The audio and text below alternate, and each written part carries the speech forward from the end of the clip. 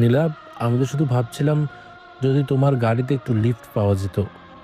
বাসের খুব ভিড় থাকে তো। লিফট? Are you joking? আমার বিএমডাব্লিউ গাড়িতে তুই উঠবি? তোর ওই বস্তির মতো জামা কাপড় পরে আমার লেদার সিট নষ্ট করতে চাস? ইস, নীলা, তোর এই রিলেটিভ বা যেই হোক এত আনস্মার্ট কেন রে? ওকে বলে দে না অন্তত শার্টটা ইন করে পড়তে। কেমন খ্যাত খ্যাত লাগছে। আরে ঈশিতা, কুকুরকে কি কখনো টাই পরানো যায়? বাদ দে। ওই ছেলে, এই নে 100 টাকা, গিয়ে ভালো কোনো লন্ড্রি থেকে শার্টটা ধুয়ে ইস্ত্রি করে আন। আর হ্যাঁ, চেঞ্জটা রেখে দিস। নীলা, নীলা আমাকে মাফ করে দাও, কিন্তু কিন্তু আমার মাকে বাঁচাও। মা হাসপাতাল, 5 লাখ টাকা লাগবে। খালু দিল না। তুমি বলো না খালুকে, তুমি বললে খালু শুনবে। আমার মা মরে যাবে নীলা। সকালের রোদে ঝলমল করছে সিলেটের অভিজাত এলাকা হাউজিং এস্টেটের চৌধুরী ভিলা। ভেতরের ডাইনিং স্পেসটা যেন কোনো 5 স্টার হোটেলের রেস্তোরাঁ। টেবিলে ধরে ধরে সাজানো নাস্তা, তেলপিঠা, ভুনা খিচুড়ি, সাতকরা দিয়ে মাংস আর ফলের ঝুড়ি। টেবিলের এক প্রান্তে বসে আছেন আজমল চৌধুরী, উল্টো দিকে তার স্ত্রী শেফালি বেগম কাজের মেয়ে রহিমাকে ধমকাচ্ছেন চায়ের লিকার নিয়ে। এই জৌলুসের ঠিক আড়ালে পিলারের পাশে দাঁড়িয়ে আছি আমি। আমার নাম রাব্বি। এই বাড়িতে দূর সম্পর্কের আত্মীয় হওয়াতে আশ্রিত হিসেবে আছি আমি। আমি তাকিয়ে আছি টেবিলের দিকে, কিন্তু আমার দৃষ্টি খাবারে নেই। আমার দৃষ্টি খুঁজছে অন্য কাউকে। শেফালি, তোমাকে না কতবার বলেছি জিন্দা বাজারের ওই দোকান থেকে চা পাতা আনতে। এই চায়ের তো কোনো ফ্লেভারই নেই, সকালটাই মাটি হয়ে গেল। আরে, তুমি রাখো তো তোমার চা। রহিমা, তোকে বললাম না ডিমের পোচটা একটু নরম রাখতে? এটা তো রাবারের মতো শক্ত করে ফেলেছি। যা, গিয়ে নতুন করে বানিয়ে আন। আর শোন, নীলা এখনো নামছে না কেন? ওর তো ভার্সিটি আছে। আম্মাজান, আপামনি তো বলল ওনার নাকি মাথা ধরেছে, একটু দেরি করে নামবেন। আমি কি ওনারে ডাইকা দিমু? না না, থাক। রাতে অনেকক্ষণ জেগে ল্যাপটপে কাজ করেছে হয়তো। আমার মাটা বড্ড পড়াশোনা করে। তুই যা, কিচেনে গিয়ে দেখ দুপুরে রান্নার কি অবস্থা। রহিমার চলে যাবার পর আজমল চৌধুরী কফির মগে চুমুক দিয়ে স্ত্রীর দিকে তাকালেন। রাব্বি তখনও পিলারের আড়ালে দাঁড়িয়ে আছে, হাতে একটা পানির জগ। সে বুঝতে পারছে না এগিয়ে গিয়ে পানি দিবে নাকি ডাক পড়ার অপেক্ষা করবে। শোনো, আজ কিন্তু বাসায় মেহমান আসবে। ঢাকার গুলশান থেকে আমার পার্টনার রিয়াজ সাহেব আসবেন। লাঞ্চটা যেন রাজকীয় হয়। আর হ্যাঁ, ওই ছেলেটা মানে রাব্বি, ও যেন গেস্টদের সামনে না আসে। গতবার ও পুরনো স্যান্ডেল পরে ড্রয়িং রুমে ঢুকে কি এক কেলেঙ্কারি করেছিল। এবারও যদি এমন হয় তাহলে রিয়াজ সাহেবের সামনে আবার প্রেস্টিজ থাকবে না। তুমি চিন্তা করো না, আমি ওকে বলে দেব যেন ছাদের ঘর থেকে নিচে না নামে। আসলে হয়েছে এক জ্বালা, দুঃসম্পর্কের আত্মীয় বলে তো আর ফেলে দেওয়া যায় না, আবার স্ট্যাটাসের সাথেও যায় না। একে নিয়ে আমি মহা বিপদে আছি। খালাম্মা, আমি তো গতবার শুধু মেহমানকে সালাম দিতে গিয়েছিলাম। আমার স্যান্ডেল ছেঁড়া ছিল বলে কি আমার সালামটাও ছোট হয়েছিল? মনে মনে বলে রাব্বি দীর্ঘশ্বাস ফেলে। সে ধীর পায়ে টেবিলের দিকে এগিয়ে যায়। জগটা টেবিলের এক কোণায় রাখতে গিয়ে তার হাত একটু কেঁপে ওঠে। এই, আস্তে রাখতে পারিস না? কাছের টেবিলটা কি তোর বাবার কিনা? শব্দ করছিস কেন? সরি খালাম্মা, আসলে হাতটা একটু পিছলে গিয়েছিল। খালুজান, আপনার কি পানি রাখবে? না, লাগবে না। তুই এখান থেকে যা। তোর গায়ে কেমন একটা ভ্যাবসা গন্ধ। সকালে গোসল করিসনি? জি খালু, করেছি, কিন্তু সাবান ছিল না তো, তাই শুধু পানি দিয়ে। উফ, থাম তো তুই। খাবারের সময় এসব নোংরা কথা বলছিস কেন? সাবান ছিল না তো আমাকে বলতে পারতি, নাকি ইচ্ছে করেই বলিনি যাতে আমরা খারাপ হই? যা এখান থেকে, কিচেনে গিয়ে দেখ রহিমা কি করছে। রাব্বি মাথা নিচু করে ডাইনিং স্পেস থেকে বেরিয়ে যায়। তার খুব খিদে পেয়েছে, কিন্তু তাকে কেউ নাস্তা করার কথা বলল না। আমি জানি সবাই খেয়ে ওঠার পর রহিমার সাথে কিচেনের মেঝেতে বসে আমাকে খেতে হবে। আমি ধীর পায়ে কিচেনে ঢুকলাম। কিচেনটা বেশ আধুনিক, কিন্তু আমার জন্য এখানকার বাতাসও ভারী। সে ফ্রিজ খুলে কমলা বের করে সে জানে এই বাড়ির রাজকন্যা। নীলা ঘুম থেকে উঠে ফ্রেশ হয়ে অরেঞ্জ জুস পছন্দ করে। সে রহিমাকে উদ্দেশ্য করে বলে, রহিমা খালা, তুমি সরে দাঁড়াও, আমি নীলার জন্য জুসটা বানিয়ে দেই। ও মেশিনে বানানো জুস পছন্দ করে না, হাতে চেপে দিলে নাকি তিতকুটে ভাবটা থাকে না। আপনি কেন কষ্ট করবেন, আমিই তো পারি। আম্মাজান দেখলে তো আবার চিল্লাপাল্লা করব। না খালা, তুমি বুঝবে না। নীলা বেশি পাল্প পছন্দ করে না, আবার একদম পাতলাও খায় না। আমি জানি ও ঠিক কেমনটা চায়। তুমি বরং পেঁয়াজটা কাটো। রাব্বি খুব যত্ন করে কমলাগুলো কাটতে থাকে। তার মুখে এক চিলতে স্নান হাসি। সে কল্পনায় দেখে নীলা জুসের গ্লাসে হাত নিয়ে তাকে বলছে। থ্যাংক ইউ রাব্বি, জুসটা দারুণ হয়েছে। এই কল্পনায় তাকে বেঁচে থাকার শক্তি দেয়। গ্লাসে জুস ঢেলে সে খুব সাবধানে ট্রেটায় সাজায়। ঠিক তখনই শেফালি বেগম কিচেনে ঢোকেন। কিরে রহিমা, তুই এখনো পেঁয়াজ কাটছিস? দুপুরের রান্না কখন? এই রাব্বি, তুই ওখানে কি করছিস? ওই জুসের গ্লাসটা কেন ধরেছি? খালাম্মা, নীলা ঘুম থেকে উঠলে খাবে, তাই বানিয়ে রাখছিলাম। দেরি হলে তো তিতো হয়ে যাবে। তোর সাহস তো কম না? তোকে না হাজারবার বলেছি নীলার খাবারে হাত দিবি না। তোর ওই খসখসে হাত দিয়ে চিপেছিস, নাকি গ্লাসে নোংরা লাগিয়েছিস কে জানে। আমার মেয়েটা এমনিতেই সেনসিটিভ, তোর হাতের বানানো জুস খেলে ওর পেট খারাপ হয়ে যাবে। বিশেষ করে খালাম্মা, আমি হাত ভালো করে ধুয়ে নিয়েছি। আমি তো শুধু... চুপ, একদম মুখে মুখে তর্ক করবি না। তুই কি আমাদের লেভেলের কেউ? রাস্তার ধুলোবালি মেখে থাকিস, তোর হাতে কি এসব মানায়? দে গ্লাসটা আমার কাছে। শেফালি বেগম এক প্রকার ছো মেরে গ্লাসটা রাব্বির হাত থেকে নিয়ে নিলেন। রাব্বি ফ্যালফ্যাল করে তাকিয়ে রইল। তার এত ভালোবাসার শ্রম মুহূর্তেই নোংরা হয়ে গেল। চা এখান থেকে বের হ। আর শোন, রহিমার সাথে পরে খেয়ে নিস, এখন টেবিলে যাবি না, নীলা নামছে। জি, আচ্ছা। রাব্বি কিচেন থেকে বেরিয়ে ড্রয়িং রুমের এক কোণায় সিঁড়ির আড়ালে গিয়ে দাঁড়ালো। সে অপেক্ষা করছে। তার দিনের শুরুটা তখনই হয় যখন সে নীলাকে এক প্রকার দেখতে পায়। কিছুক্ষণ পর দোতলার সিঁড়ির পায়ের শব্দ শোনা গেল। নীলা নামছে। পরনে একটা হালকা গোলাপি রঙের সালোয়ার কামিজ, চুলগুলো ব্লু ড্রাই করা, কানে ছোট ডায়মন্ড চাপ। তাকে সত্যিই পরীর মতো লাগছে। নীলা নামতে নামতে ফোনে কারোর সাথে কথা বলছে। আরে ঈশিতা, তুই কি পাগল হয়েছিস? আমি ওই শাড়িটা পরবো না, ওটা লাস্ট ইয়ারের কালেকশন। সিলেটের সবাই দেখবে, আমার একটা রেপুটেশন আছে না। আমি বাবার কাছ থেকে ক্রেডিট কার্ড নিয়ে এসেছি। বিকেলে আমরা অম্বরখানার দিকে যাব শপিংয়ে। নীলা হাসতে হাসতে ডাইনিং টেবিলে গিয়ে বসে। আজমল চৌধুরী মেয়ের দিকে তাকিয়ে স্নেহের হাসি হাসেন। গুড মর্নিং মা, আজ তোমাকে খুব ফ্রেশ লাগছে। ঘুম ভালো হয়েছে? গুড মর্নিং বাবা। একদম না, জানো কাল রাতে এসিটা কেমন শব্দ করছিল। গরমে আমার ঘুমই হয়নি। তোমাকে বলেছিলাম না টেকনিশিয়ান পাঠাতে। সরি মা, আজই লোক পাঠাবো। আসো, নাস্তা করে নাও। উফ মা, আজ আবার ভুনা খিচুড়ি।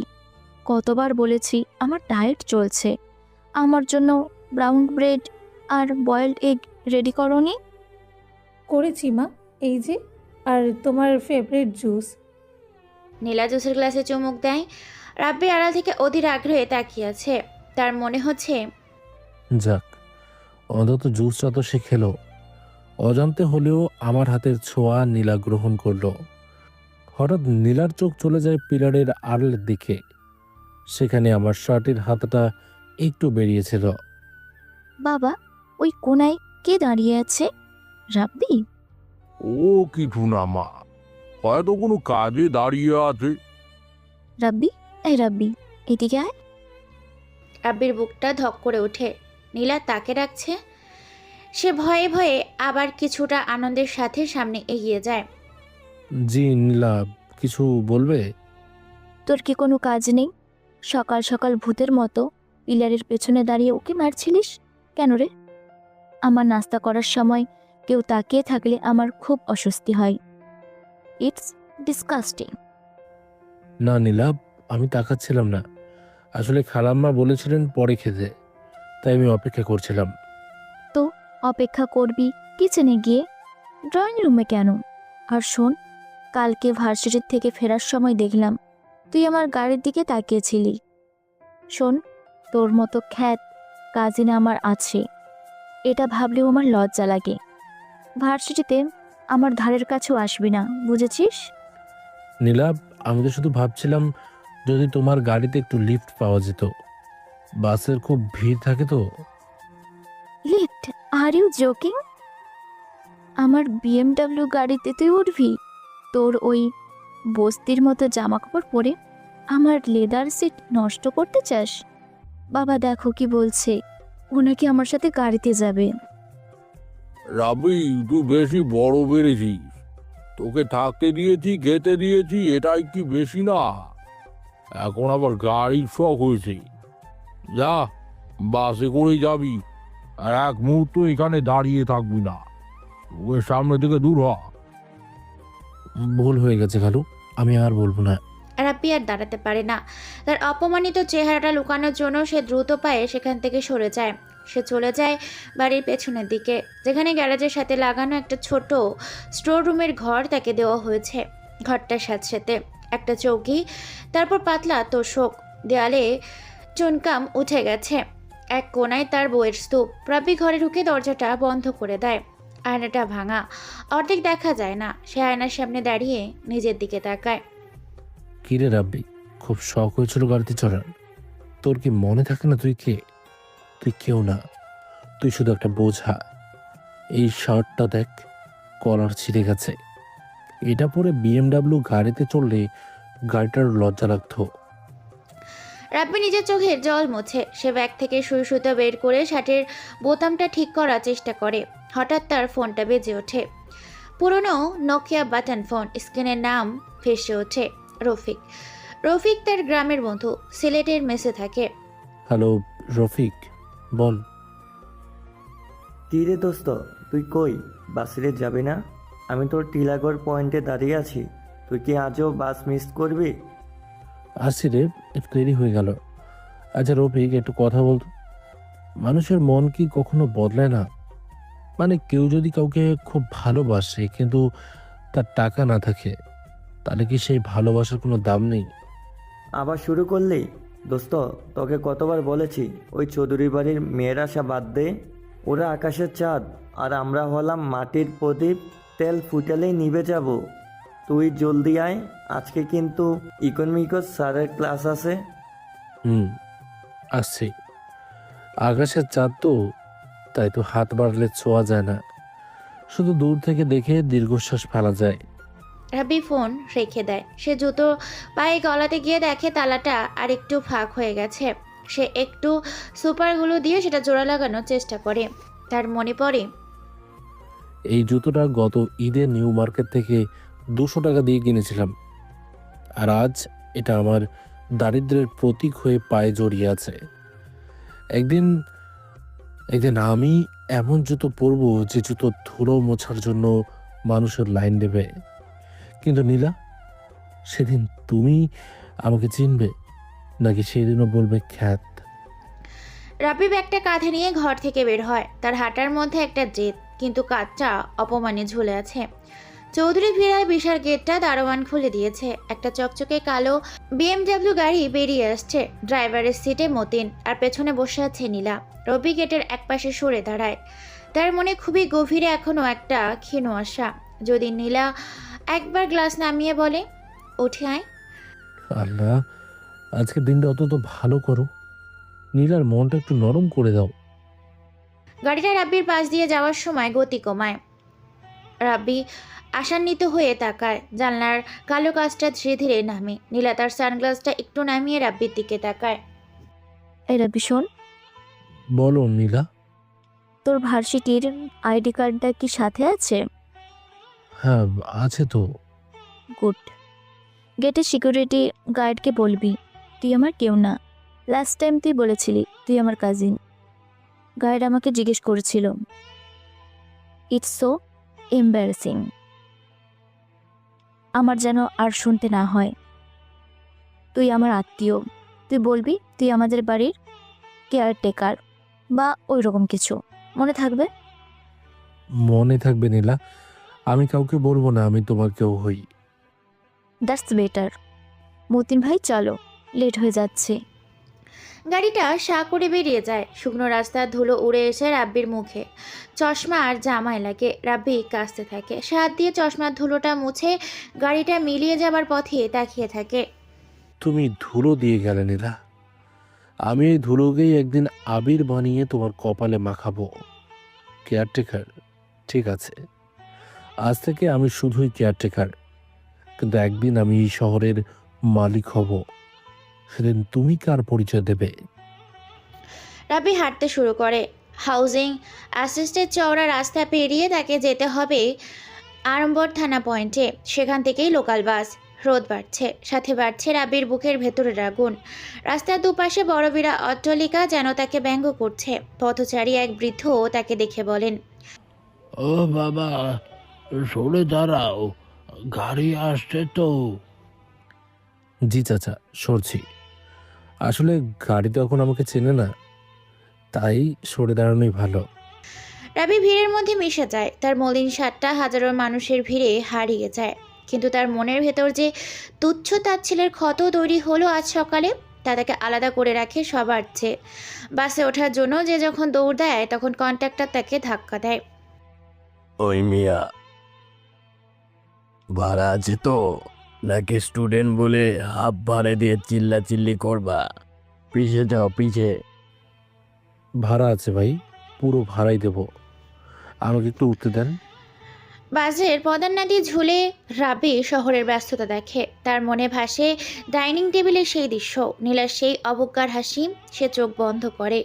বাতাসের ধাপ্তায় তার চুলগুলো উঠছে, সে বাতাস তাকে বোঝে। সময় বদলাবে রাব্বি, সময় বদলাবে, ধৈর্য ধর।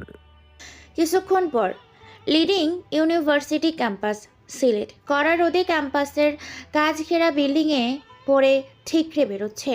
ইউনিভার্সিটির ক্যাফেটেরিয়া আজ ছাত্রছাত্রীদের কোলাহলে মুখর। বিশেষ করে একদিকের বড় রাউন্ড টেবিলে ঘিরে হাসির রোল পড়ে গেছে। সেখানে বসে আছে ক্যাম্পাসের কুইন নীলা চৌধুরী এবং তার এলিট গ্রুপ। নীলার পাশে বসে আছে আরমান, শহরের প্রভাবশালী রাজনৈতিক নেতার ছেলে। তার হাতে দামি ঘড়ি, চুলে জেল, আর চোখে মুখে এক ধরনের ড্যাম কেয়ার ভাব। নীলার পরনে আজ ডিজাইনার সালোয়ার কামিজ, হাতে লেজের আইফোন। ঠিক এক জাঁকজমক পূর্ব পরিবেশে উল্টো চিত্রে দেখা যায় ক্যাফেটেরিয়ার ঠিক বাইরের বারান্দার এক কোণে। সিমেন্টের বেছে বসে আছে রাব্বি। তার চোখের নিচে কাল ছিটে সারা রাত সে ঘুমায়নি। কোলের ওপর একটা খাতা রেখে তড়িঘড়ি করে শেষ মুহূর্তের অঙ্কগুলো মেলাচ্ছে। এই অ্যাসাইনমেন্টের আজ জমা না দিলে নীলার সেমিস্টার ড্রপ হতে পারে। গতকাল নীলা তাকে দিয়েছিল এটা করতে। বেবি, ভ্যালেন্টাইন্স ডেতে আমরা গ্র্যান্ড সুলতানে যাচ্ছি, এটা ফাইনাল। আমি অলরেডি রিসোর্ট বুক করে ফেলেছি। তোর ওই কিপটা ফ্যানদের বলবি কন্ট্রিবিউশন যেন টাইমলি দেয়। অবশ্য তোর তো চিন্তা নাই, চৌধুরী আঙ্কেল তো ব্ল্যাক চেক দিয়েই রাখেন। ওহ কামন আরমান, বাবার টাকা খরচ করতে আমার ভালো লাগে না। আর গ্র্যান্ড সুলতান, ওটা তো কমন হয়ে গেছে। আমরা নতুন কোনো জায়গায় যেতে পারি না। আসলে আমার স্ট্যান্ডার্ডের সাথে ম্যাচ করে এমন জায়গা সিলেটে খুব কম। তুই যাই বলিস নীলা, তোর আজকের ড্রেসটা জাস্ট ওয়াও। এটা কি আড়ত থেকে নেওয়া নাকি ইন্ডিয়ান? আরে না ঈশিতা, এটা দুবাই থেকে আনা। আড়ং ফাড়ং আমি পরলে আমার স্কিনে র্যাশ বের হয়। বাই দ্য ওয়ে, তোরা কি অ্যাসাইনমেন্ট করেছিস? ওই টাকলু স্যার যা করা, আজ জমা না দিলে তো খবর আছে। আরে দূর, অ্যাসাইনমেন্ট নিয়ে কে প্যারা নেয়? কাউকে দিয়ে করিয়ে নিব। তুই করেছিস?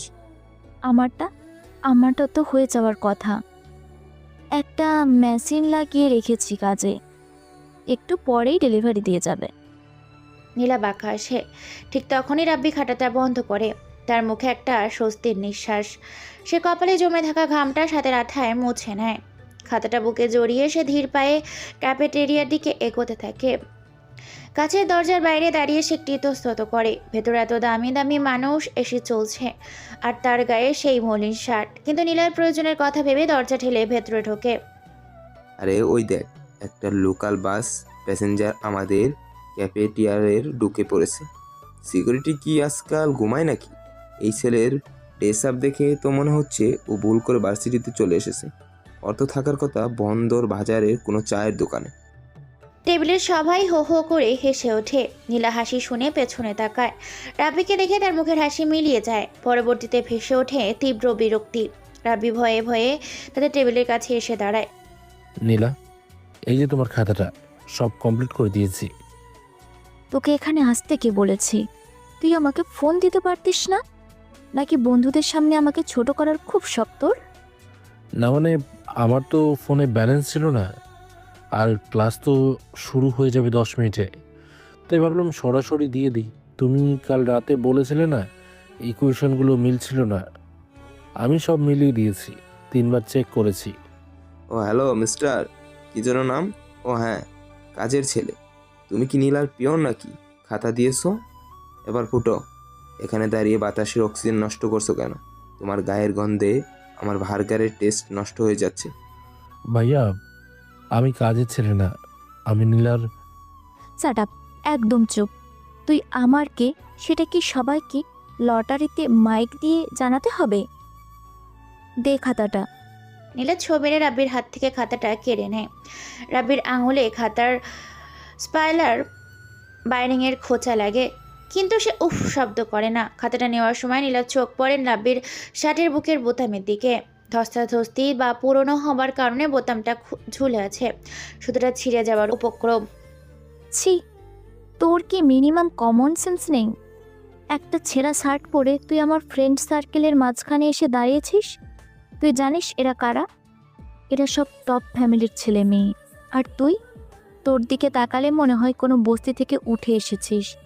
তোর লজ্জা করে না আমার সামনে এভাবে আসতে? নীলা, আসলে বোতামটা সকালে ঠিক ছিল, হয়তো বাসে ভিড়ের মধ্যে। ইস নীলা, তোর এই রিলেটিভ বা যেই হোক এত আনস্মার্ট কেন রে? ওকে বলে দে না অন্তত শার্টটা ইন করে পড়তে। কেমন খ্যাত খ্যাত লাগছে। আরে ঈশিতা, কুকুরকে কি কখনো টাই পরানো যায়? বাদ দে। ওই ছেলে, এই নে 100 টাকা, গিয়ে ভালো কোনো লন্ড্রি থেকে শার্টটা ধুয়ে ইস্ত্রি করে আন। আর হ্যাঁ, চেঞ্জটা রেখে দিস। আমার পকেট থেকে একটা 100 টাকার নোট বের করে রাব্বির দিকে ছুঁড়ে মারে। ঠোঁটটা রাব্বির গায়ে লেগে মাটিতে পড়ে যায়। পুরো ক্যাফেটেরিয়া এখন তাদের দিকে তাকিয়ে আছে। রাব্বি মাটির দিকে তাকিয়ে থাকে। তার খুব ইচ্ছে করছে টাকাটা তুলে আরমানের মুখে ছুঁড়ে মারতে, কিন্তু সে পারে না। সে নীলার দিকে তাকায়। নীলা তখন ফোনে ব্যস্ত, যেন কিছুই হয়নি। টাকা লাগবে না, আমার কাছে আছে। নীলা, আমি ক্লাসে যাচ্ছি, তুমি খাতাটা স্যারের কাছে জমা দিও। যা এখন এখান থেকে। আর শোন, ক্লাসে আমার আশেপাশের বেঞ্চে বসবি না, আমার খুব সাফোকেশন হয়। রাব্বি ধীর পায়ে ক্যাফেটেরিয়া থেকে বেরিয়ে যায়। পেছনে হাসির শব্দ তার কানে সূচের মতো বিদ্ধে থাকে। কিছুক্ষণ পরেই ইকোনমিক্স ডিপার্টমেন্টের বড় ক্লাসরুম, গ্যালারি সিস্টেমে বসার ব্যবস্থা। নীলা আর তার বন্ধুরা সামনের সারিতে বসেছে। রাব্বি বসেছে একদম পেছনের সারিতে কোণায়। প্রফেসর ক্লাসে ঢুকেই অ্যাসাইনমেন্ট জমা নিলেন। কিছুক্ষণ পর তিনি নীলার খাতাটা তুলে নিলেন। Wonderful. This is exactly what I wanted. Nila Chaudhary, please stand up. নীলা গর্বের সাথে দাঁড়ালো, তার মুখে বিজয়ের হাসি। Yes sir. তোমার অ্যানালাইসিস খুব ডিপ ছিল, বিশেষ করে শেষের প্রোগ্রাফিক্যাল রিপোজিশনটা ইউনিক। খুব খেটেছো মনে হচ্ছে। ক্লাসে সবার উচিত নীলার মতো হোমওয়ার্ক করা। Well done. Thank you sir. আসলে আমি গত 2 রাত ধরে এটা নিয়ে রিসার্চ করেছি। খুব স্ট্রাগল করতে হয়েছে ডেটা কালেক্ট করতে, বাট আপনার অ্যাপ্রিসিয়েশন পেয়ে সব কষ্ট সার্থক হলো। পেছনের বেঞ্চে বসে রাব্বি গরম কামড়াচ্ছে। হ্যাঁ, গত 2 রাতে নীলা মুভি দেখেছে আর পার্টি করেছে, আর জেগেছিলাম আমি। চোখের নিচে কালি পড়েছে আমার, আর হাততালি পাচ্ছে নীলা। যাক, নীলা তো খুশি হয়েছে। স্যার তো ওকে বকা দেয়নি। ওকে, সিট ডাউন। আচ্ছা, লাস্ট বেঞ্চে ওই ছেলেটা। হ্যাঁ তুই, দাঁড়াও। জি স্যার। তোমার অ্যাসাইনমেন্ট কোথায়? স্যার, আসলে মানে আমারটা আনা হয়নি। আনা হয়নি মানে? তুমি কি ক্লাসে পিকনিক করতে আসো? নীলার দিকে দেখো, শি ইজ ব্রিলিয়েন্ট। আর তুমি, তোমার রোল নাম্বার কত? নেক্সট ক্লাসে অ্যাসাইনমেন্ট না আনলে সোজা বের করে দেবো। Sit down. পুরো ক্লাস রাব্বির দিকে তাকিয়ে হাসাহাসি করে। নীলা একবার পিছনে ফিরে তাকায়। রাব্বি নীলার দিকে তাকিয়ে একটু করুণ হাসে, যেন বোঝাতে চায়। তোমার জন্য বকা খাওয়াটাও আমার কাছে পুরস্কার। কিন্তু নীলা তাকে চোখ রাঙিয়ে ইশারা করে। চুপ থাক, কোনো কথা বলবি না। দুপুর 1টা, লাঞ্চ ব্রেক হয়েছে। ক্যাম্পাসের মাঠে এক পাশে বড় কৃষ্ণচূড়া গাছ, তার নিচে সিমেন্টের বাঁধানো বেদি। রাব্বি সেখানে একা বসে আছে, তার পাশে কেউ নেই। সে তার কাঁধের ব্যাগটা, একটা প্লাস্টিকের পুরনো টিফিন বক্সটা বের করে। বক্সের ঢাকনা একটু ফাটা, ভেতরে সাদা ভাত আর ভাজি। সকালে রহিমার কাছে চেয়ে এনেছিল। রাব্বি বিসমিল্লা বলে এক লোকমা ভাত মুখে দিতে যাবে, ঠিক তখনই নীলা তার দলবল নিয়ে ওদিক দিয়েই যাচ্ছিল। নীলা, চল ওই গাছের নিচে দাঁড়াই, ওখানে খুব রোদ। চল, ওখানেই তো ছায়া আছে। ওরা এদিকে আসে। রাবি ওদের দেখে একটু সংকুচ হয়ে বক্সটা ঢেকে ফেলার চেষ্টা করে, কিন্তু আরমান তাকে দেখে ফেলে। আরে, আমাদের কাজের ছেলে এখানে বসে লাঞ্চ করছে নাকি? দেখি মেনুতে কি আছে, ক্যাফিয়ার নাকি বিরিয়ানি? ভাইয়া, আমি খাচ্ছি, প্লিজ বিরক্ত করবেন না। উফ, কি জঘন্য গন্ধ ভাজির। তুই এই পচা খাবারগুলো ভার্সিটিতে নিয়ে আসিস কেন? ক্যান্টিনে খেতে পারিস না? ও সরি, ক্যান্টিনে খাওয়ার মতো টাকা তো তোর নেই। নীলা, এটা ঘরের খাবার, খালাম্মা পাঠিয়েছেন। মিথ্যে বলবি না, মা তোকে দুধ চোখে দেখতে পারে না, তোকে খাবার পাঠাবে? এগুলো নিশ্চয়ই তুই কাজের মেয়ে রহিমার কাছ থেকে চুরি করে এনেছিস। রাবি চুপ করে থাকে। সে জানে তর্ক করলে অপমান বাড়বে। সে উঠে অন্য জায়গায় চলে যাওয়ার চেষ্টা করে, তো আরমান তার পা বাড়িয়ে দেয়। রাবি ওছট খায়। তার হাত থেকে টিফিন বক্সটা ছিটকে নীলার গায়ের ওপর পড়ে। ভাত আর ভাজি ছড়িয়ে পড়ে নীলার দামি জুতো আর মাটিতে। What the hell, are you blind? তুই আমার নতুন জুতোর ওপর ভাত ফেললি, ইডিয়েট কোথাকার। সরি নীলা, আমি ইচ্ছে করে ফেলিনি। আরমান ভাইয়া পা বাড়িয়ে দিল। এই মৃত্যু, আমি পা বাড়ালাম? তুই তো নিজেই কানা। দেখ দেখ, নীলার জুতোটার কি অবস্থা করেছিস। রাবি দ্রুত বসে পড়ে। সে পকেট থেকে রুমাল বের করে নীলার জুতো পরিষ্কার করতে চায়। দাঁড়াও নীলা, আমি মুছে দিচ্ছি। নীলা রাব্বির হাতে লাথি মেরে বলে, ডোন্ট টাচ মি। তোর ওই নোংরা রুমাল দিয়ে আমার জুতো মুছবি? তুই কি আমাকেও তোর মতো ভিখারি বানাতে চাস? লাথির চোটে রাব্বি হুমড়ি খেয়ে মাটিতে ছড়িয়ে পড়া ভাতের ওপরেই পড়ে। তার হাতে মুখে ভাত লেগে যায়। ক্যাম্পাসের অন্য ছাত্রীরা গোল হয়ে এই দৃশ্য দেখছে, কেউ ভিডিও করছে। শোন রাব্বি, তোকে লাস্ট ওয়ার্নিং দিচ্ছি। তোর জায়গা এই ক্যাম্পাসের ক্লাসরুমে না, তোর জায়গা ওই রাস্তায় যেখানে কুকুর বিড়াল খায়। এই যে খাবার মাটিতে পড়ে আছে, ওইখান থেকেই তুলে খা। ওটাই তোর অরিজিনাল ডাইনিং টেবিল।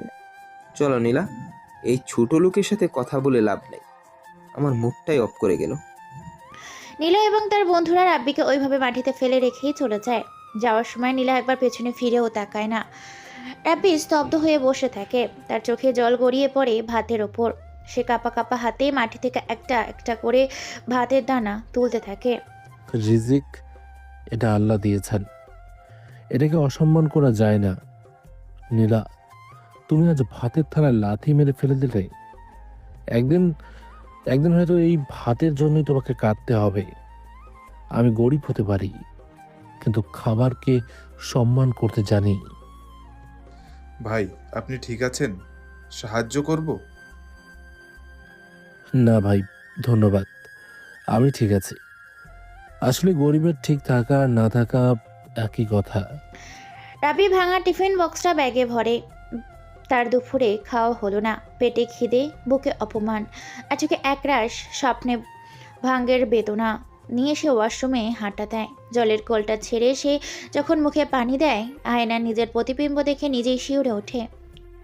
আর কত রাব্বি, আর কত নিচে নামলে ওরা খুশি হবে? মাটির নিচে? ঠিক আছে, আমি মাটি কামড়েই পড়ে থাকবো, কিন্তু যেদিন আমি মাথা তুলে দাঁড়াবো সেদিন এই ভার্সিটির সবচেয়ে উঁচু বিল্ডিংটাও আমার কাছে নিচু মনে হবে। অমনি ক্লাসের বেল বাজে। সবাই ছুটছে ক্লাসের দিকে। রাব্বি ভেজা মুখে করিডোরে হাঁটছে। তার মনে হচ্ছে প্রতিটা মানুষ তার দিকে তাকিয়ে হাসছে। এই হাসির জবাব আমাকে দিতেই হবে, মুখে নয়, কাজে। এইভাবে 2 দিন পার হয়। সন্ধ্যা 7:30।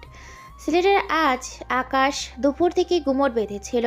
সন্ধ্যার পরে শুরু হলো প্রলয়ঙ্কারী কালবৈশাখী ঝড়। চৌধুরী ভিলায় বিশাল জানালার কাঁচগুলো বাতাসের ঝাপটায় থরথর করে কাঁপছে। বাইরে সুপারি গাছগুলো নুয়ে পড়ছে। হঠাৎ বিকট শব্দেই বাজ পড়ল কাছের কোথাও। আর ঠিক সেই মুহূর্তে পুরো বাড়ি হাইজেনিং অ্যাসেন্সটার বিদ্যুৎ চলে গেল। নিকশ কালো অন্ধকারে ডুবে গেল চৌধুরী ভিলা। জেনারেটরটা সম্ভবত যান্ত্রিক গোলযোগের কারণে চালু হচ্ছে না। দোতলার বিশাল বেডরুমে নীলা একা। অন্ধকারের প্রতি তার প্রচণ্ড ফোবিয়া আছে। মা, মা তুমি কোথায়? রহিমের খালা, কেউ আছো? উফ, আমার ফোনটাও তো ডেড। আমি কিছু দেখতে পাচ্ছি না কেন? জেনারেটর কেন অন হচ্ছে না? বাবা? নীলা বিছানা থেকে নামার চেষ্টা করে। তার শ্বাসকষ্ট হচ্ছে ভয়ে। সে অন্ধকারের মতো হাতড়ে দেওয়ালের দিকে এগোতে থাকে, কিন্তু অন্ধকারে পায়ের কাছে থাকা সেন্টার টেবিলে সজোরে ধাক্কা খায়। আউচ, আল্লাহ গো, পাটা গেল। ব্যথায় কুকাতে গিয়ে নীলা কার্পেটের ওপর বসে পড়ে। তার পায়ের আঙুল থেকে রক্ত ঝরছে কিনা সে বুঝতে পারছে না, কিন্তু প্রচণ্ড ভোঁতা একটা ব্যথা গোড়ালি দিয়ে উঠে আসছে। সে ভয়ে কাঁদতে শুরু করে। ঠিক তখনই দরজার ওপাশ থেকে একটা মৃদু আলোর রেখা দেখা যায়। মোমবাতি হাতে কেউ একজন ঘরে ঢুকছে। মোমবাতির কাপা কাপা আলোয় রাব্বির চিন্তিত মুখটা ভেসে ওঠে। নীলাভ, তুমি কি ঘরে আছো? আমি শব্দ পেলাম, তুমি ঠিক আছো? কে? রাবি? রাবি প্লিজ ভেতরে আয়। আমি অন্ধকারে খুব ভয় পাচ্ছি। আমার পায়ে খুব ব্যথা লেগেছে, আমি নড়তে পারছি না। ভয় পেও না, আমি আছি তো, আলো এনেছি। রাবি দ্রুত পায়ে এগিয়ে আসে। সে মোমবাতিটা সাবধানে ড্রেসিং টেবিলের ওপর রাখে যাতে আলোটা সারা ঘর ছড়িয়ে পড়ে। তারপর সে নীলের কাছে হাঁটু গেড়ে বসে। মোমবাতির সোনালি আলোয় তারা দুজনের ছায়া দেয়ালে দীর্ঘ হয়ে পড়ে। বাইরে ঝড়ের শোষর শব্দ, কিন্তু ঘরের ভেতর অদ্ভুত নীরবতা। দেখি কোন পায়ে লেগেছে? ডান পায়ে? হ্যাঁ, টেবিলের কোণায় খুব জোরে বাড়ি খেয়েছি।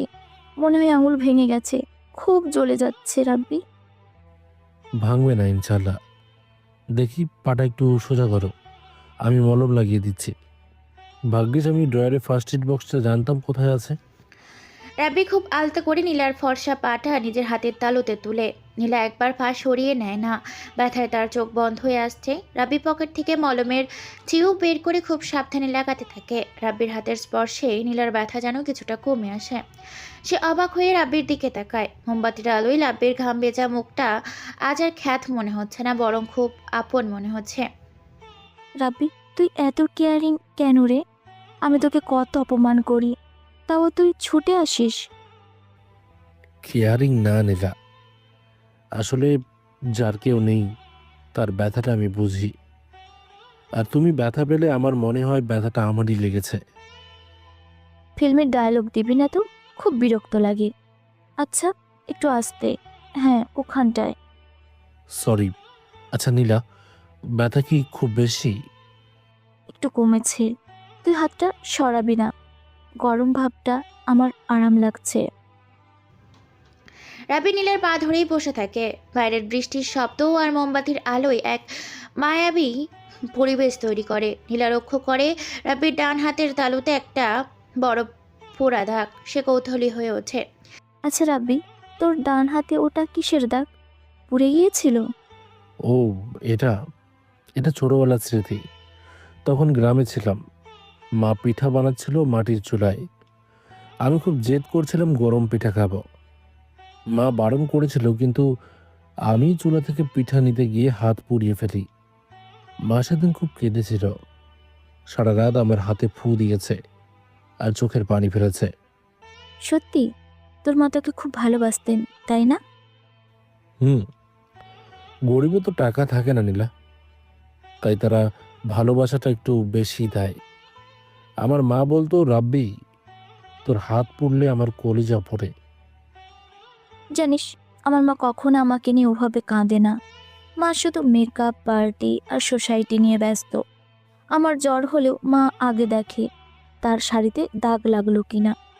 তোর মা লাকি ছিল রে, অন্তত তার একটা ছেলে ছিল যে তার পিঠা খাওয়ার জন্য হাত পোড়াতে পারতো। তুমি খালাম্মাকে নিয়ে এভাবে বলছো? খালাম্মা তো তোমাকে অনেক ভালোবাসেন। ভালোবাসি, তবে কন্ডিশনাল।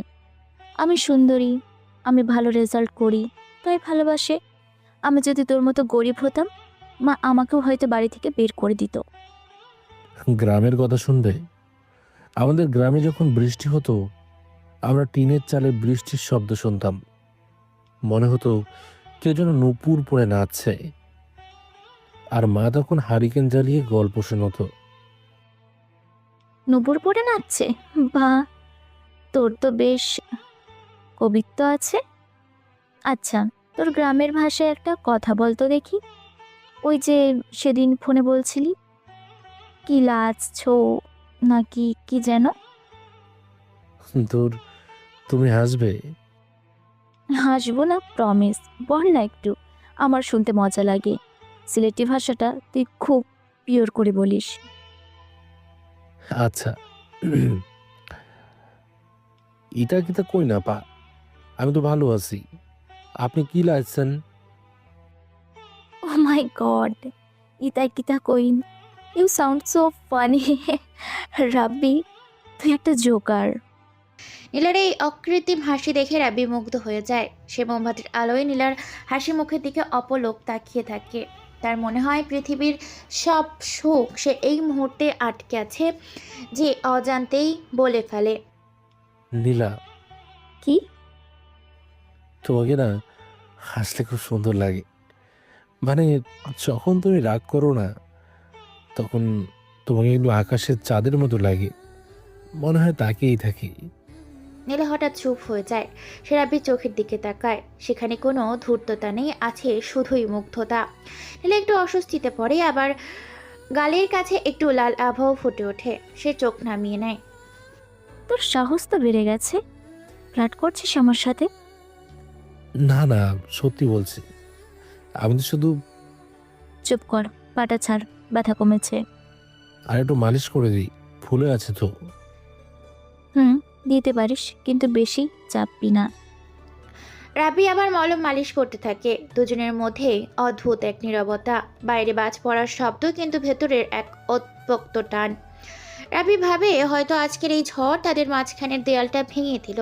হয়তো কাল সকাল থেকেই নীলা তাকে ঘৃণা করবে না।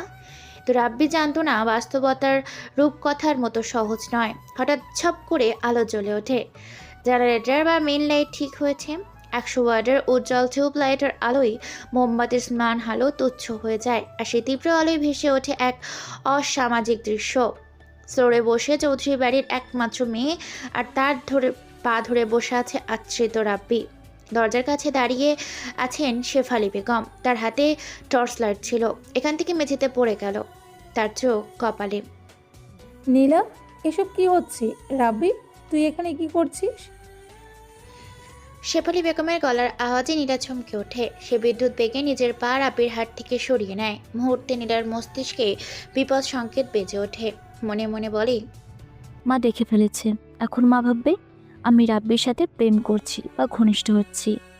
আমার স্ট্যাটাস, আমার ইমেজ সব ধুলোয় মিশে যাবে। আর মান শুনলে কি ভাববে, সমাজ কি বলবে? আদিম রক্ষার আদিম প্রবৃত্তি জেগে ওঠে নীলার মধ্যে। সে রাব্বির দিকে তাকায়। রাব্বির চোখে তখনও সেই মুগ্ধতার রেশ, কিন্তু নীলার চোখে এখন শুধুই অভিনয়। মা, মা গো বাঁচাও, দেখো এই শয়তানটা কি করছে। নীলা, তুমি এসব কি বলছো? মা, কারেন্ট চলে যাওয়ার পর আমি অন্ধকারে ভয় পাচ্ছিলাম। ও মোমবাতি নিয়ে এলো আমি ভাবলাম হেল্প করতে এসেছে, কিন্তু ও সুযোগ নিয়ে অন্ধকারে আমার পায়ে হাত দিচ্ছিল। আমি কতবার বললাম সরে যা, ও সরছিল না। ও বলছিল অন্ধকারে কেউ দেখবে না। মা, ও আমাকে হ্যারাস করার চেষ্টা করছিল। রাব্বির মাথায় আকাশ ভেঙে পড়ে। কিছুক্ষণ আগে যে মেয়েটি তার মায়ের গল্প শুনছিল, তার গ্রামের ভাষায় হাসছিল, সেই এত জঘন্য মিথ্যা বলছে। রাব্বি বোয়া বনে যায়, তার গলা দিয়ে কোনো শব্দ বের হয় না। খালাম্মা, বিশ্বাস করেন, নীলা ব্যথা পেয়েছিল, আমি শুধু মলম। শেফালি বেগম উন্মাদের মতো ছুটে এসে রাব্বির গালে সজোরে থাপ্পড় মারেন। চুপ, একদম চুপ। ছোট লোক ইতর, তোর এত বড় সাহস, তুই আমার মেয়ের গায়ে হাত দিস? তোকে আমি পেটে ভাতে থাকতে দিয়েছি বলে তুই আমার মাথায় উঠবি? নেমো খারাম কোথাকার। নীলা, তুমি অন্তত সত্যিটা বলে, আমি কি তোমার কোনো ক্ষতি করার চেষ্টা করেছি? তুমি না বললে। স্যার, তুই আবার মিথ্যে বলছিস? মা, ও মিথ্যু। ও আমাকে বাজে কথা বলছিল। বের করে দাও ওকে আমার রুম থেকে। ওর মুখ দেখতে চাই না আমি। ছি। বের হ, এখনই বের হ এই রুম থেকে। আজ যদি মেহমান না থাকতো তোকে আমি জুতো পেটা করে পুলিশে দিতাম। যা ছাদের ঘরে গিয়ে মর। আর যদি কোনোদিন দোতলায় দেখেছি তোর ঠ্যাং ভেঙে হাতে ধরিয়ে দেব। রহিমা, রহিমা, এই জানোয়ারটাকে বের করে দে। আমার কোনো দোষ নেই খালাম্মা, আল্লাহ দেখছেন, আল্লাহ সব দেখছেন। শেফালি বেগম ধাক্কা দিয়ে বের করে মুখের ওপর দরজা থপ করে বন্ধ করে দেন। বন্ধ দরজার ওই পাশে থেকে নীলার মিথ্যে কান্নার আওয়াজ শোনা যাচ্ছে। রাব্বি করিডোরে একা দাঁড়িয়ে, তার গাল চলছে, কিন্তু তার চেয়ে বেশি জ্বলছে তার বুক। অপমান আর বিশ্বাসঘাতকতার আগুন তাকে গ্রাস করছে। সে টলতে টলতে সিঁড়ি বেয়ে ছাদে উঠে যায়। ছাদে তখনও মুষলধারায় বৃষ্টি হচ্ছে। রাব্বি বৃষ্টির তোয়াক্কা না করে মাঝখানে গিয়ে দাঁড়ায়। বৃষ্টির ফোঁটাগুলো তার চোখের পানির সাথে মিশে একাকার হয়ে যাচ্ছে। সে আকাশের দিকে তাকায়, বিজলি চমকাচ্ছে। কেন কেন এমন করলে নীলা? আমি তো শুধু তোমার ব্যথা কমাতে চেয়েছিলাম। গরিব বলে কি আমার আমার ছোঁয়াও পাপ?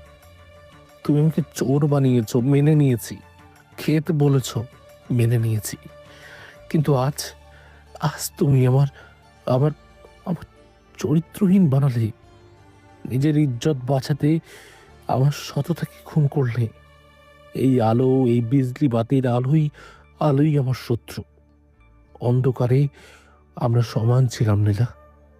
আলো আসতেই তুমি রাজকন্যা হলে, আর আমি হলাম গোলাম। ঠিক আছে, ঠিক আছে, এই মিথ্যে অপবাদ আমি মনে রাখবো। প্রতিটি জলবিন্দুর হিসেব আমি নেব। দূরে কোথাও ট্রেলার হুইসেল শোনা যায়। রাব্বি ছাদের রেলিং ধরে নিচে তাকায়। নিচে শহরের জৌলুসপূর্ণ আলো, কিন্তু রাব্বির পৃথিবী আজ অন্ধকার। সে প্রতিজ্ঞা করে এই চোখের জল সে বৃথা যেতে দিবে না। আজ সে হেরে গেল টাকার কাছে, কিন্তু কাল সে জিতবে ভাগ্যের কাছে। এইভাবে ধীরে ধীরে 2 সপ্তাহ কেটে যায়। আজকে রাতা চৌধুরী ভিলার এক অন্যরকম। পুরো বাড়িটা যেন আলোর মেলা পড়েছে। গেট থেকে মেইন ডোর পর্যন্ত লাল কার্পেট বিছানো। ব্যাকগ্রাউন্ডে হাই ভলিউমের ডিজে বাজছে। সিলেটের সমস্ত এলিট ফ্যামিলি, ব্যবসায়িক পার্টনার এবং নীলার ভার্সিটির বন্ধুরা উপস্থিত। ওয়েটাররা ট্রে হাতে ড্রিঙ্কস আর স্টার্টার সার্ভ করছে। নীলা আজ পরেছে মেরুন রঙের একটি গর্জিয়াস লেহেঙ্গা আর গলায় হীরা সেট। তাকে ঘিরে আছে আরমান, ঈশিতা এবং আরও অনেকে। কিন্তু এই চাকচিক্যের ঠিক আড়ালে বাড়ির এক অন্ধকার কোনায় গ্যারেজের সেই সাজসাথের ঘরের সামনে দাঁড়িয়ে আছে রাব্বি। তার হাতে সেই ভাঙা নোকিয়ার সেট, তার কপালে বিন্দু বিন্দু ঘাম, শরীরটা থরথর করে কাঁপছে। সে তার গ্রামের বন্ধু রফিকের সাথে কথা বলছে। হ্যালো, হ্যালো রফিক, বল বল, কি হয়েছে? তুই কাঁদছিস কেন? রাব্বি, সর্বনাশ হয়ে গেছে দোস্ত। চাচি স্ট্রোক করেছে। আমরা এখন মাউন্ট এডোরা হসপিটালে। ডাক্তার বলেছেন অবস্থা খুবই ক্রিটিক্যাল, ব্রেনে রক্তক্ষরণ হয়েছে। কি বলছিস তুই? মা ঠিক ছিল, সকালে তো কথা বললাম। ডাক্তার কি বললো বল আমাকে। ডাক্তার বলছেন ইমিডিয়েটলি অপারেশন লাগবে, আজ রাতের মধ্যেই। অপারেশন না করালে চাচিকে বাঁচানো যাবে না। কিন্তু রাব্বি, ওরা 5 লাখ টাকা ডিপোজিট করতে বলছে। টাকা ছাড়া ওটিতে ঢুকাবে না। তুই কিছু একটা কর দোস্ত, হাতে সময় নেই। 5 লাখ টাকা! আমি আমি এখন 5 লাখ টাকা কোথায় পাবো রফিক? আমার কাছে তো 5,000 টাকাও নেই। তুই চৌধুরী সাহেবের কাছে যা, পায়ে ধর, যা ইচ্ছে কর, টাকার জোগাড় কর রাব্বি।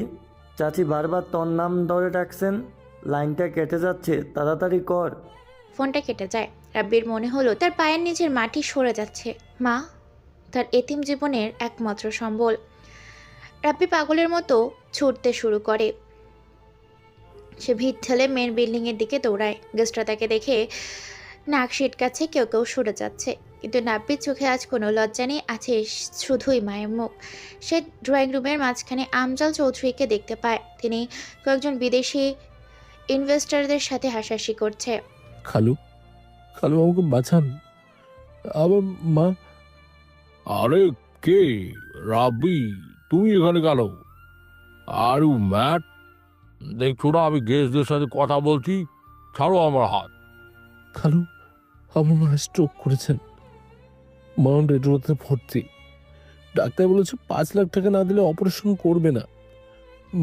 মা মরে যাবে। খালু, আপনি আমাকে 5 লাখ টাকা দিন, আমি আপনার কেনা গোলাম হয়ে থাকবো সারা জীবন। দোহাই লাগে খালু। চুপ কর বেয়াদব! আজ আমার মেয়ের জন্মদিন আর তুই এসেছিস মরার খবর শোনাতে। তোর মা মরলে আমি কি করব? তোদের মতো ছোট লোকদের অসুখও হয় বড় লোকই। 5 লাখ টাকা কি গাছে ধরে? আমি কি চ্যারিটি খুলে বসেছি?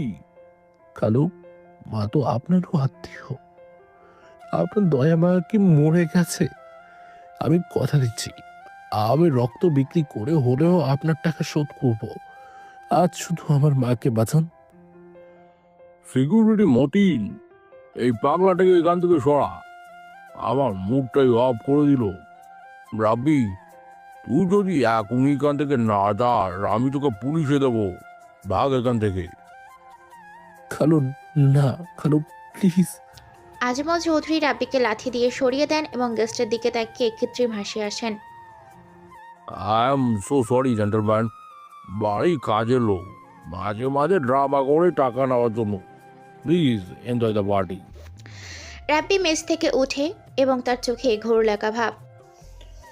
খালু দিল না, কিন্তু নীলা তো মানুষ। সেদিন ঝড়ের রাতে সে তো আমার মায়ের গল্প শুনেছিল। হয়তো নীলার মন গলবে। তার কাছে একবার গিয়ে দেখি। রাব্বি টলতে টলতে বাগানের দিকে যায়। সেখানে কেক টাকার স্টেজ সাজানো হয়েছে। সেখানে বিশাল 5তলা কেক। নীলা ছুরি হাতে দাঁড়িয়ে। সবাই হ্যাপি বার্থডে গান গাওয়া শুরুর জন্য প্রস্তুত। আরমান নীলার পাশে দাঁড়িয়ে স্যাম্পের বোতলে ঝাঁকাচ্ছে। Happy birthday to you, happy birthday to you dear Nila, happy birthday to you.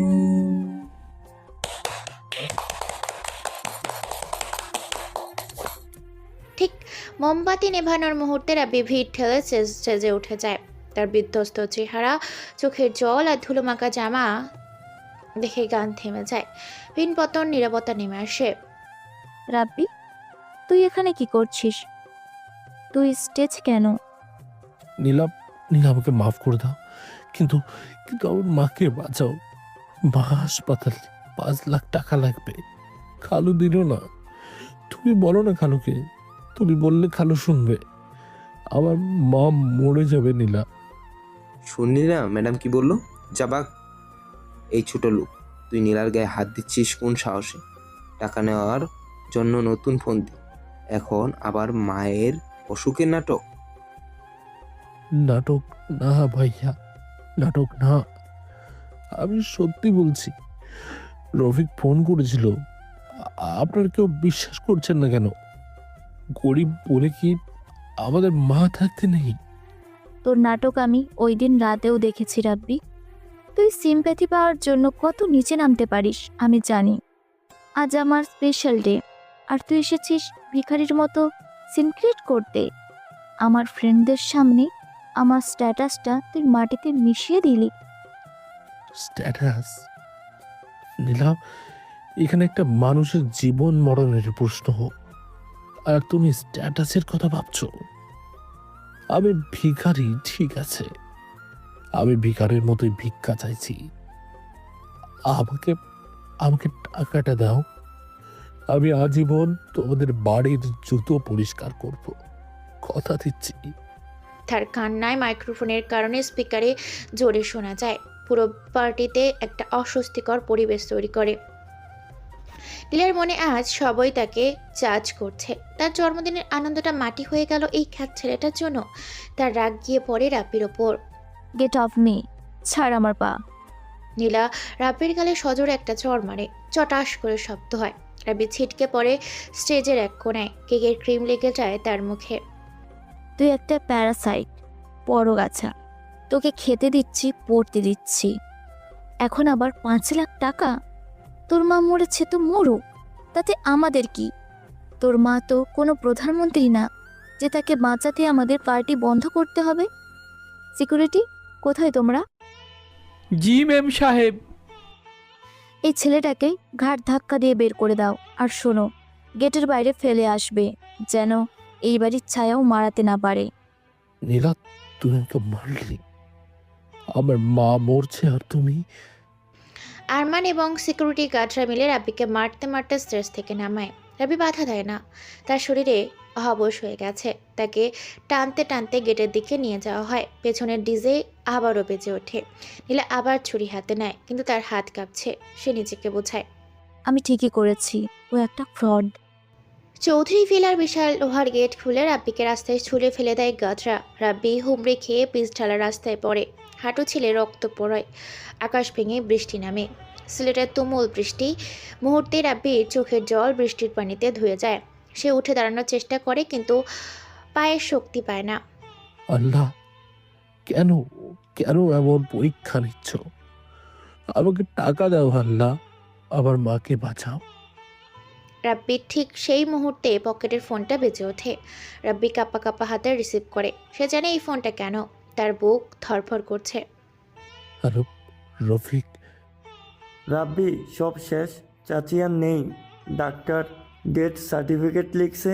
তুই তুই আর টাকা খুঁজিস না, লাশ নিতে চলে আয়। রাব্বির হাত থেকে ফোনটা ফসকে পড়ে যায়। ব্যাটারিটা খুলে ছিটকে পড়ে। রাব্বি স্তব্ধ হয়ে যায়। পৃথিবীর সমস্ত কোলাহল, বৃষ্টির শব্দ, পার্টির গান সপ্তাহখানিক ঝাপসা মনে হচ্ছে। শুধু রফিকের শেষ কথাটা প্রতিধ্বনিত হতে থাকে। চাচি আর নেই। মা নেই? যার জন্য আমি অপমান সহ্য করতাম, যার জন্য আমি বেঁচে ছিলাম, সেই মা আর নেই। বিনা চিকিৎসায় টাকার অভাবে মারা গেল। রাব্বি আস্তে আস্তে উঠে দাঁড়ায়। বৃষ্টিতে তার শরীর ভিজেছে, কিন্তু তার ভেতরে পুরো ছাই হয়ে যাচ্ছে। রাব্বি নিচু হয়ে রাস্তা থেকে এক মুঠো কাদা হাতে নেয়। তার চোখের মনি এখন আর স্বাভাবিক মানুষের মতো নেই। সেখানে দাউ দাউ করে জ্বলছে প্রতিহিংসার আগুন। আকাশের দিকে তাকিয়ে বলে, তুমি দেখলে তো আল্লাহ, ওরা আমার মাকে মারলো। ওরা টাকার অহংকারে অন্ধ হয়ে একটা জীবন কেড়ে নিল। এই চোখের জল আমি মুছবো না, এই জল সাক্ষী রইল। রাব্বি সেই কাদা ভর্তি হাত চৌধুরী ভিলার দিকে তাক করে। শোনো নীলা চৌধুরী, শোনো আজমল চৌধুরী, আজ তোমরা আমাকে ভিখারি বলে রাস্তায় ফেলে দিলে, আমার মাকে টাকার অভাবে মারলে। আমি মাটির কসম করে বলছি, আমি ফিরব। রাব্বি মরে গেছে, আজ যে জন্ম নিল সে এক পাষাণ। আমি সুদে আসলে এই অপমান ফিরিয়ে দেব। আমি এই শহরের রাস্তা হয়ে ফিরব। সেদিন সেদিন তোমরা আমার এই গেটের বাইরে দাঁড়িয়ে কাঁদবে, যেমন আমি আজ কেঁদেছি। রাব্বি তার শার্টের পকেট থেকে নীলার সেই অ্যাসাইনমেন্টের কাগজটা, যেটা সে ভুলবশত পকেটে রেখেছিল, বের করে। বৃষ্টির পানিতে সেটা ভিজে গেছে। সে কাগজটা ছিঁড়ে টুকটুক টুকটুক করে বাতাসে উড়িয়ে দেয়। বিদায় নীলা, বিদায় আমার ভালোবাসা। আজ থেকে তুমি আমার ঘৃণা, তুমি আমার জেদ। রাব্বি আর পেছনে তাকায় না। সে অন্ধকারে বৃষ্টির মধ্যে হাঁটতে শুরু করে। তার গন্তব্য সে জানে না, কিন্তু তার লক্ষ্য স্থির। পেছন থেকে চৌধুরী ভিলার উৎসব আর সামনের এক অনিশ্চিত কিন্তু বারুদ মাখা ভবিষ্যৎ। 7 বছর পর সময়টা যেন জলের গতিতে এগিয়ে গেছে। এই 7 বছরে অনেক কিছুই বদলে গেছে। সিলেটের বিমানবন্দর সড়ক লাগোয়া লাক্সারিয়াস গ্র্যান্ড সিলেট হোটেল। এই বলরুম আজ লোকারণ্য। পার্টিতে শহরের সব নামি দামি ব্যবসায়ী, শিল্পপতি এবং বিদেশি ইনভেস্টররা আজ এখানে উপস্থিত। উপলক্ষ চৌধুরী গ্রুপের শেষ রক্ষা। একসময়ের প্রভাবশালী বিজনেস টাইকুন আজমল চৌধুরীর ব্যবসার এখন শনির দশা। ঋণের দায়ে জর্জরিত চৌধুরী গ্রুপ আজ নিলামে ওঠার অপেক্ষায়। চেষ্টা হিসাবে আমজল চৌধুরী এই বিজনেস সামিট ডেকেছেন যদি কোনো ইনভেস্টর পাওয়া যায়। আর এই সব কিছুর পেছনে আছে রাব্বি। হলের এক কোণায় দাঁড়িয়ে আছেন আজমল চৌধুরী। সেই তেজহীন চেহারা আজ নেই, চুলে পাক ধরেছে, চোখের নিচে গভীর কালে। পরনের স্যুটটা দামি হলেও বেশ পুরনো।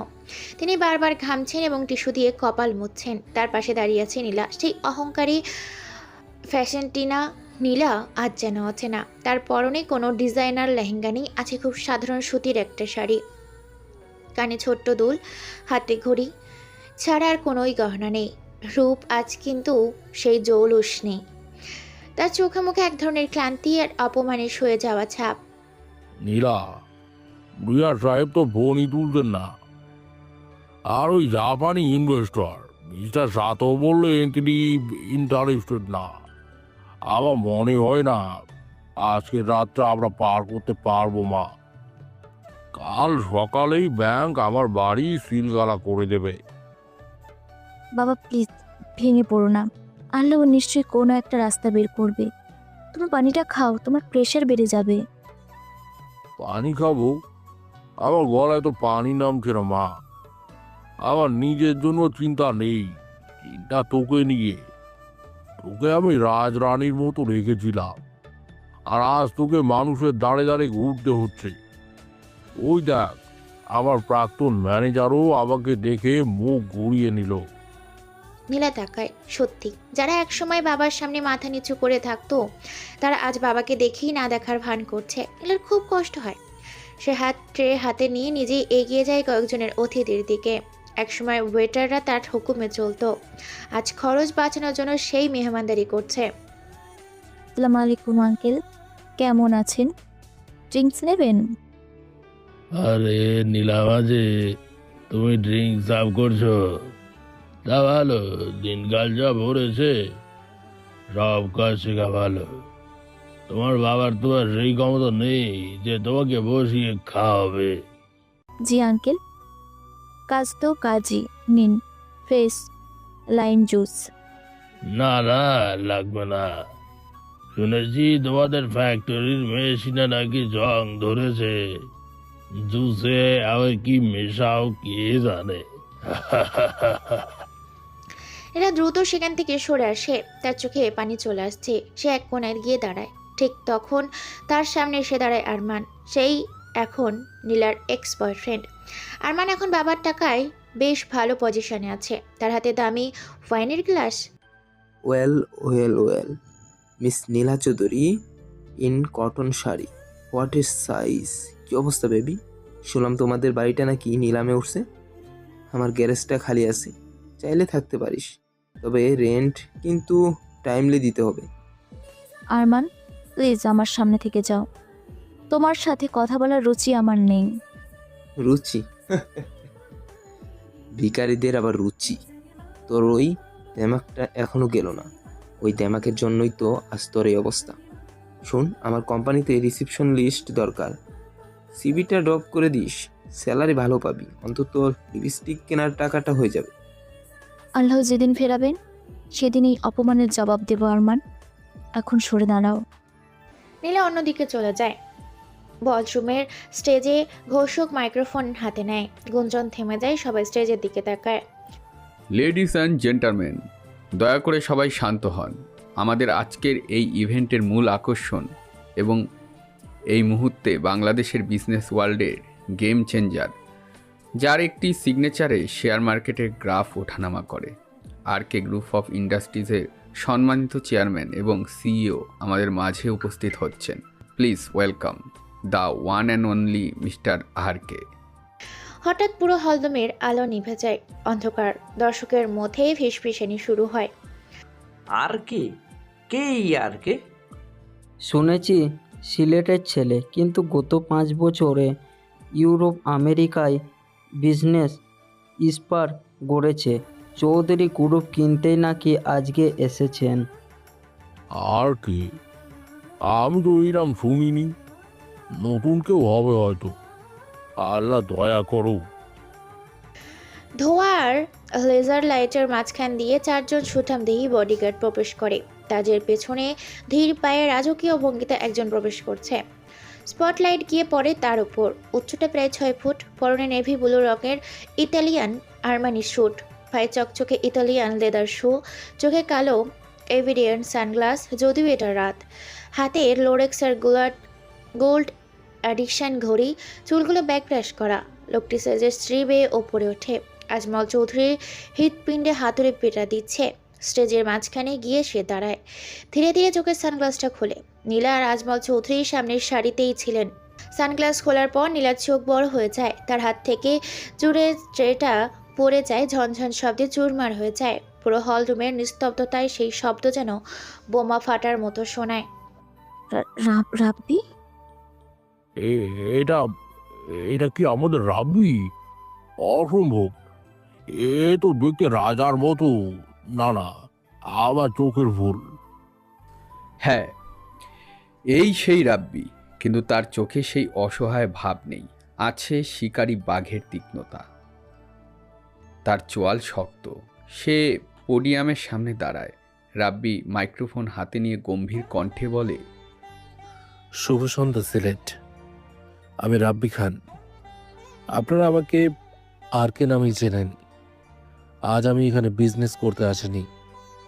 আমি এখানে এসেছি ইতিহাস বদলাতে। ও মাই গড, এই ইয়াং ছেলেটা আর কি হ্যান্ডসাম, অসম্ভব ব্যক্তিত্ব। চৌধুরী গ্রুপ অফ ইন্ডাস্ট্রিজ একসময় এই শহরের গর্ব ছিল, কিন্তু ভুল ম্যানেজমেন্ট এবং অহংকারের কারণে আজ এটা ধ্বংসের মুখে। আমি আর কে গ্রুপের পক্ষ থেকে ঘোষণা দিচ্ছি, আমি আজমল চৌধুরীর সমস্ত ঋণ পরিশোধ করব এবং চৌধুরী গ্রুপের 51% শেয়ার আজই কিনে নেব। পুরো হল রুমে কলতারির ঝড় বয়ে যায়। আজমল চৌধুরীর চোখের পানি চলে আসে, কিন্তু সেটা আনন্দের নয়, ভয়ের। তিনি বুঝতে পারেন না। তার মানে আমার কোম্পানি এখন রাব্বি, যে ছেলেকে আমি লাঠি মেরে বের করে দিয়েছিলাম। তবে আমার একটা শর্ত আছে, ম্যানেজমেন্টে পরিবর্তন আসবে এবং পুরনো মালিকদের তাদের যোগ্যতা অনুযায়ী নতুন পজিশন দেওয়া হবে। That's all, thank you. Rabbi mike ছেড়ে নিচে নেমে আসে। সাংবাদিক এবং ফটোগ্রাফাররা তাকে ঘিরে ধরে। ফ্ল্যাশের ঝলঝকানি চোখে বাঁধিয়ে যায়। রাব্বি হাত নেড়ে তাদের সরিয়ে দেয়। সে সোজা এগিয়ে আসে সেই জায়গাটায় যেখানে নীলা এবং আজমল চৌধুরী পাথরের মূর্তির মতো দাঁড়িয়ে আছেন। বডিগার্ডরা ভিড় সরিয়ে রাস্তা করে দেয়। রাব্বি এসে দাঁড়ায় নীলার ঠিক 1 হাত দূরে। নীলার হৃদস্পন্দন থেমে গেছে। রাব্বি, তুমি ফিরে এসেছো? রাব্বি নীলার দিকে তাকায় না। তার দৃষ্টি সোজাসুজি আজমল চৌধুরীর দিকে। আজমল চৌধুরী ভয়ে কুঁকড়ে আছেন। বাবা রাব্বি, তুমি, আমি জানতাম তুমি বড় কিছু করবে। বিশ্বাস করো, আমি। মিস্টার চৌধুরী, এখন বিজনেস আউট চলছে না। অ্যাপয়েন্টমেন্ট নিয়ে আমার অফিসে আসবেন।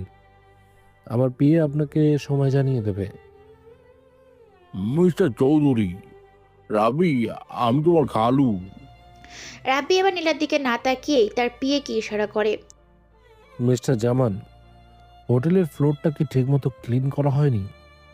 আমার জুতোয় মনে হচ্ছে একটু ধুলো লাগলো। সরি স্যার, আমি এখনই হোটেল ম্যানেজমেন্টকে ডাকছি। No need. আসলে ধুলোবালি সব জায়গাতেই ওঠে, কিন্তু সেটা জুতোর তলায় থাকাই ভালো। ওপরে উঠলেই সমস্যা। কথাটা যে নীলাকে উদ্দেশ্য করে বলা, সেটা বুঝতে নীলার বাকি রইল না। গল্পের শুরুতেই নীলা রাব্বিকে ঠিক এইভাবেই বলেছিল তার গাড়ির ধুলো খাওয়ার জন্য। আজ রাব্বি সেই ধুলোর হিসাব নিচ্ছে। রাব্বি পকেট থেকে রুমাল বের করে না। সে তার পিয়ের দিকে হাত বাড়ায়।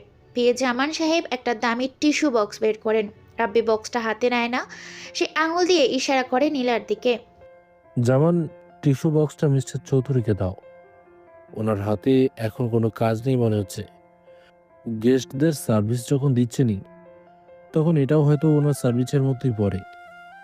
ম্যাম, স্যার খুব খুঁতখুঁতে, প্লিজ।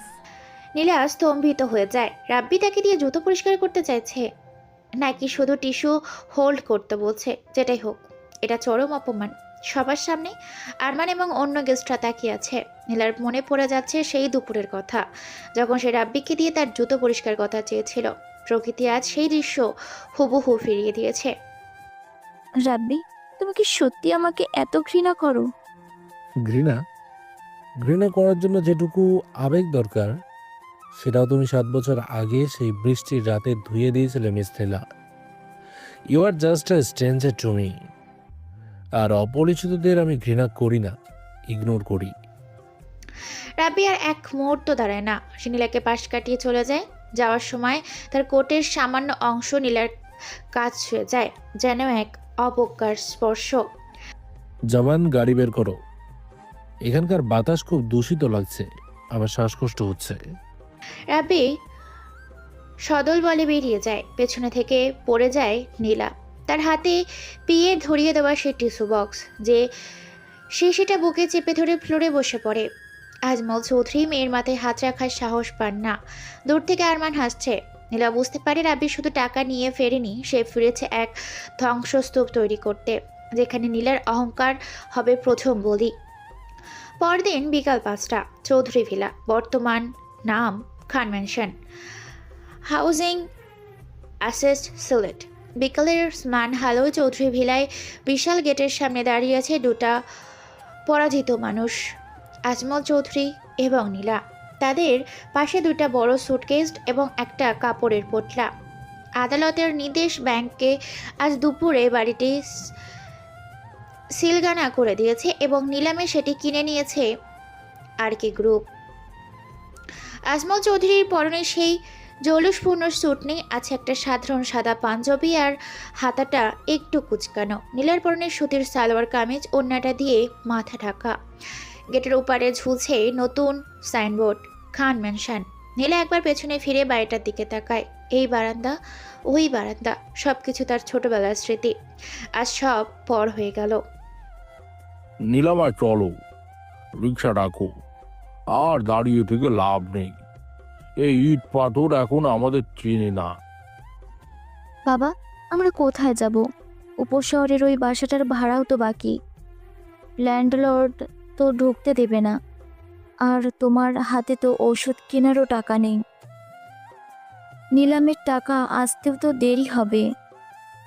আল্লাহ জানেন মা, দরগা গেটে কোনো সস্তা হোটেল পাওয়া যায় কিনা দেখি। চলো, আবার পার চলছে না। ঠিক তখনই রাস্তার মোড় ঘুরে ধুলো উড়িয়ে প্রবেশ করল একটি কালো রঙের প্রোডোজিপ্ট। পেছনে আরও দুইটা সিকিউরিটি গাড়িগুলো এসে ব্রেক করলো ঠিক নীলার হাসমাল চৌধুরীর সামনে। নীলা ধুলো থেকে বাঁচতেই ওড়না দিয়ে মুখ ঢাকে। গাড়ির দরজা খুলে নামে রাব্বি। চোখে সেই এভিয়েটার সানগ্লাস, পরনে ধূসর রঙের ফর্মাল শার্ট, হাতা ফোল্ড করা। তার জুতো চকচক করছে। রাব্বি গাড়ি থেকে নেমেই গেটের দিকে তাকায়, তারপর ধীর পায়ে আজমল চৌধুরীর সামনে এসে দাঁড়ায়। সানগ্লাসটা খুলে পকেটে রাখতে রাখতে বলে, আসসালামু আলাইকুম মিস্টার চৌধুরী। লাগেজ গুছিয়ে রেডি মনে হচ্ছে। খুব ভালো।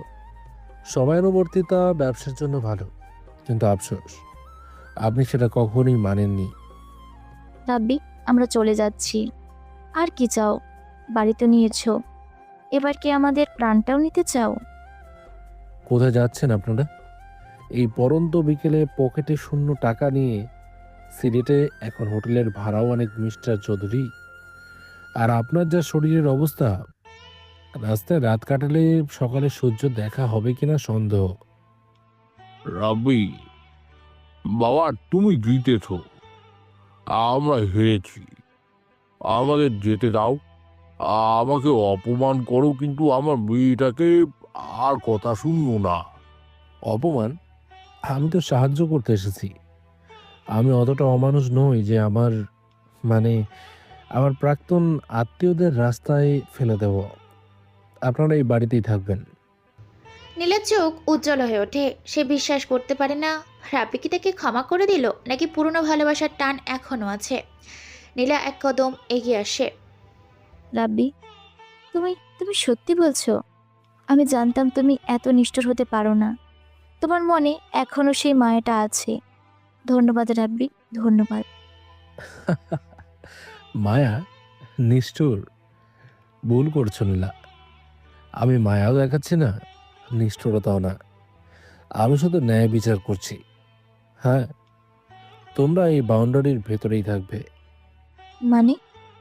ওই যে মেইন বিল্ডিং এর পেছনে গ্যারেজের সাথে লাগোয়া ওই ছোট টিনের ঘরটা মনে আছে? সেখানে বর্ষাকালে ছাদ চুইয়ে পানি পড়ে, আর গরমকালে টিন তেতে আগুন হয়ে থাকে। আজ থেকে ওটাই তোমাদের চৌধুরী ভিলা। নীলার মুখটা ফ্যাকাশ হয়ে যায়। ওই ঘর? ওটা তো সেই ঘর যেখানে রাব্বি থাকতো। মানুষের বাসার অযোগ্য একটা গুদাম ঘর। রাবি, তুমি আমাদের ওই সার্ভেন্ট কেয়ারটেকারে থাকতে বলছো? আমি আজমল চৌধুরী, আমি এই বাড়ির মালিক ছিলাম। ছিলেন, এখন নেই। মালিক এখন আমি। আর ওই ঘরটা, ওটাকে সার্ভেন্ট কেয়ারটেকার বলেছেন কেন? 7 বছর ধরে ওই ঘরে আমি ছিলাম না? তখন তো ওটাকে দয়া বলতেন। বলতেন, রাব্বি তোকে থাকতে দিয়েছি এটাই বেশি। আজ যখন আপনাদের থাকতে দিচ্ছি তখন সেটা অপমান মনে হচ্ছে কেন? রাব্বি বাবা হার্টের পেশেন্ট। ওই গরমে বাবা মরে যাবে। প্লিজ অন্তত নিস্তলার গেস্ট রুমটা আমাদের দাও। আমি কথা দিচ্ছি আমরা কোনো ডিস্টার্ব করব না। নো, গেস্ট রুমে আমার বিজনেস পার্টনারটা থাকবে। আর দোতলার মাস্টার বেডরুম, যেখানে তুমি এসি চালিয়ে কম্বল গায়ে দিয়ে ঘুমাতে, সেটা এখন আমার। আমি সেখানে থাকবো। আর তোমরা থাকবে গ্যারেজের ঘরে। পছন্দ হলে থেকো, না থাকলে গেট খোলা আছে। রাব্বি গার্ডদের ইশারা করে। গার্ড গেটটা খুলে দেয়। বাইরে সন্ধ্যা নামছে। আজমল চৌধুরী কাঁপছেন। তার পক্ষে রাস্তায় থাকা অসম্ভব। তিনি মেয়ের দিকে তাকান।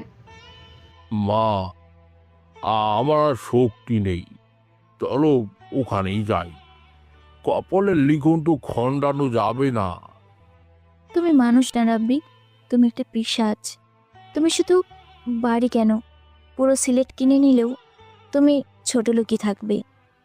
ছোট লোক তো সেই 7 বছর আগেই হয়ে গেছে নীলা। যেদিন জন্মদিনের পার্টিতে আমাকে লাথি মেরে বের করে দিয়েছিলে। যাও ঘরে যাও। আর শোনো, ওই ঘরে ফ্যানটা কিন্তু এখনো ভাঙা, আমি ঠিক করাইনি। গরম লাগলে হাত পাখা ব্যবহার করো। কারেন্টের বিল আমি দেব না। রাব্বি সোজা মেইন বিল্ডিং এর দিকে হাঁটে যায়। তার পিয়ে জামাল সাহেব ছুটে আসে ছাতা ধরে। যদিও বৃষ্টি নেই, এটা শুধু ক্ষমতা দেখানোর ফান। নীলা আর আজমল চৌধুরী নিজেদের ভারী লাগেজ টেনে টেনে সেই আগাছায় ভরা সরু গলি দিয়ে গ্যারেজের দিকে যেতে থাকে। ঘরটির দরজা খুলতেই ভ্যাপসা গন্ধে ধুলোর মেঘ বেরিয়ে আসে। মাকড়সার জাল ঝুলছে চারিদিকে। মেঝেতে ইঁদুরের দৌড়াদৌড়ি। আর একই চৌকি যেটা রাব্বি ব্যবহার করতো এখন এক কোণায় পড়ে আছে। তোষকটা ছিঁড়ে তুলা বেরিয়ে গেছে। টিনের ঝালে বিকালের রোদ লেগে ঘরটা ওভেনের মতো গরম হয়ে আছে। বাবা, এখানে মানুষ থাকে? নিঃশ্বাস বন্ধ হয়ে আসছে। আমি পারবো না বাবা, আমি পারবো না। পারতে হবে মা, এটাই এখন আমাদের নিয়তি। আল্লাহ আমাদের পরীক্ষা নিচ্ছেন। পরীক্ষা? এটা রাব্বির প্রতিহিংসা। ও চায় আমরা তিলে তিলে শেষ হয়ে যাই। দেখো, ফ্যানটার কয়েল জ্বলা, লাইটটাও টিমটিম করে জ্বলছে। নীলা ব্যাগ থেকে একটা পুরনো গামছা বের করে চৌকিটা ঝাড়তে শুরু করে। ধুলোয় তার কাশি উঠে যায়। যে মেয়ে কোনোদিন নিজের বিছানা ঝাড়েনি, গোছায়নি, তার কাজ ইঁদুরের বিষটা পরিষ্কার করতে হচ্ছে। জানালার কাজ ভাঙা, সেখান দিয়ে মশা ঢুকছে ঝাঁকে ঝাঁকে। বাবা তুমি বসো, আমি একটু পানি আনি। নীলা পানির বোতল খুঁজতে গিয়ে দেখে বোতল খালি। তাকে পানি আনতে বাইরে কলতলা যেতে হবে। সে ঘর থেকে বের হয়। ঠিক তখনই দোতলার বারান্দায় চোখ পড়ে।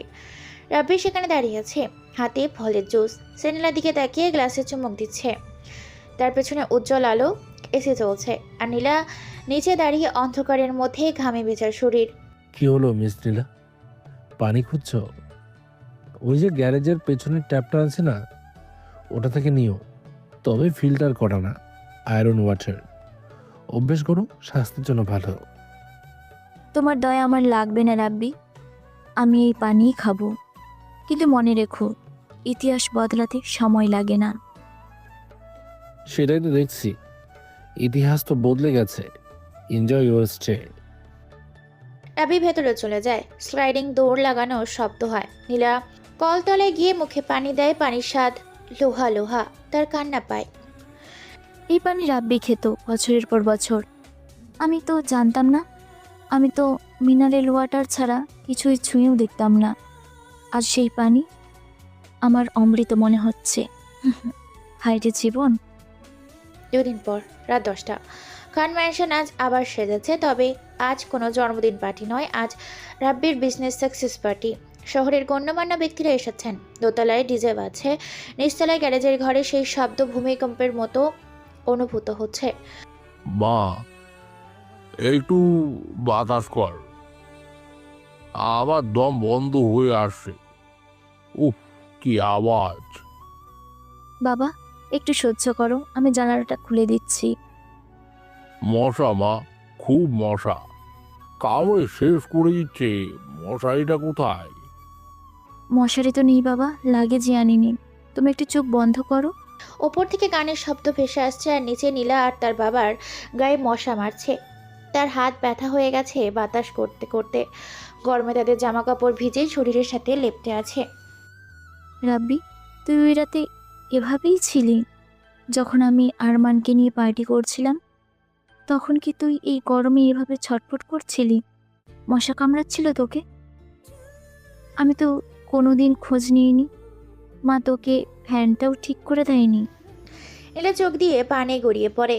সে আজ হাড়ে হাড়ে বুঝতে পারছে অবহেলা কেমন লাগে, অপমান কেমন লাগে। গান বাজনার শব্দে তার কানে তীরের মতো বিঁধছে। বাবা, তুমি কি শুনতে পাচ্ছ? ওরা আমাদের নিয়ে হাসছে। রাব্বি হাসছে। হাসুক মা, হাসি আর কান্না তো একই মুদ্রার এপিড ওপিড। আজ ও হাসছে, কাল হয়তো কাঁদবে। আমরা কেঁদে নি, পাপ কমবে। হঠাৎ ওপর থেকে কিছু একটা পড়ার শব্দ হয়। নীলা জানলা দিয়ে তাকায়। দোতলা বারান্দা থেকে কেউ একজন হাড় চিবিয়ে চিবিয়ে নিচে ফেলছে, ঠিক তাদের ঘরের সামনে। সম্ভবত কোনো মাতাল অতিথি। নীলা ঘৃণায় চোখ বন্ধ করে নেয়।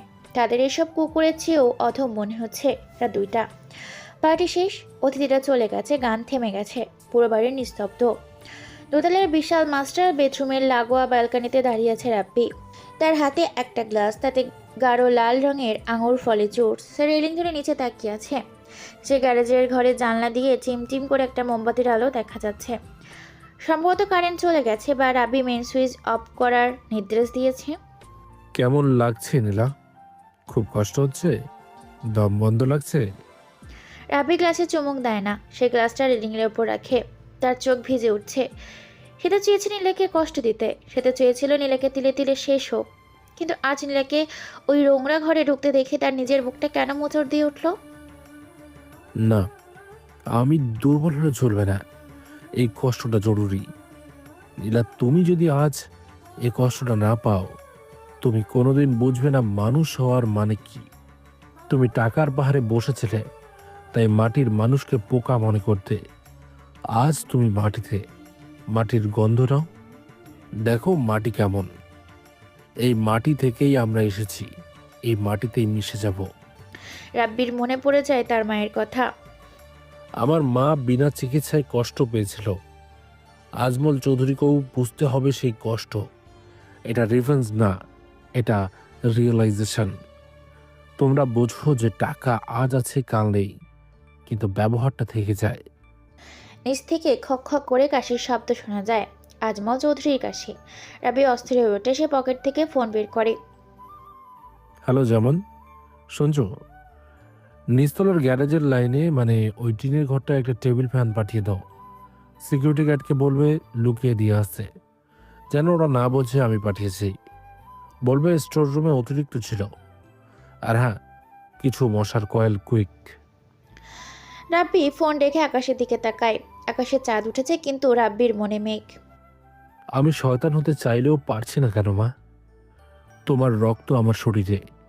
তুমি তো কাউকে কষ্ট দিতে শেখাওনি, কিন্তু আমি ওদের ছাড়বো না মা।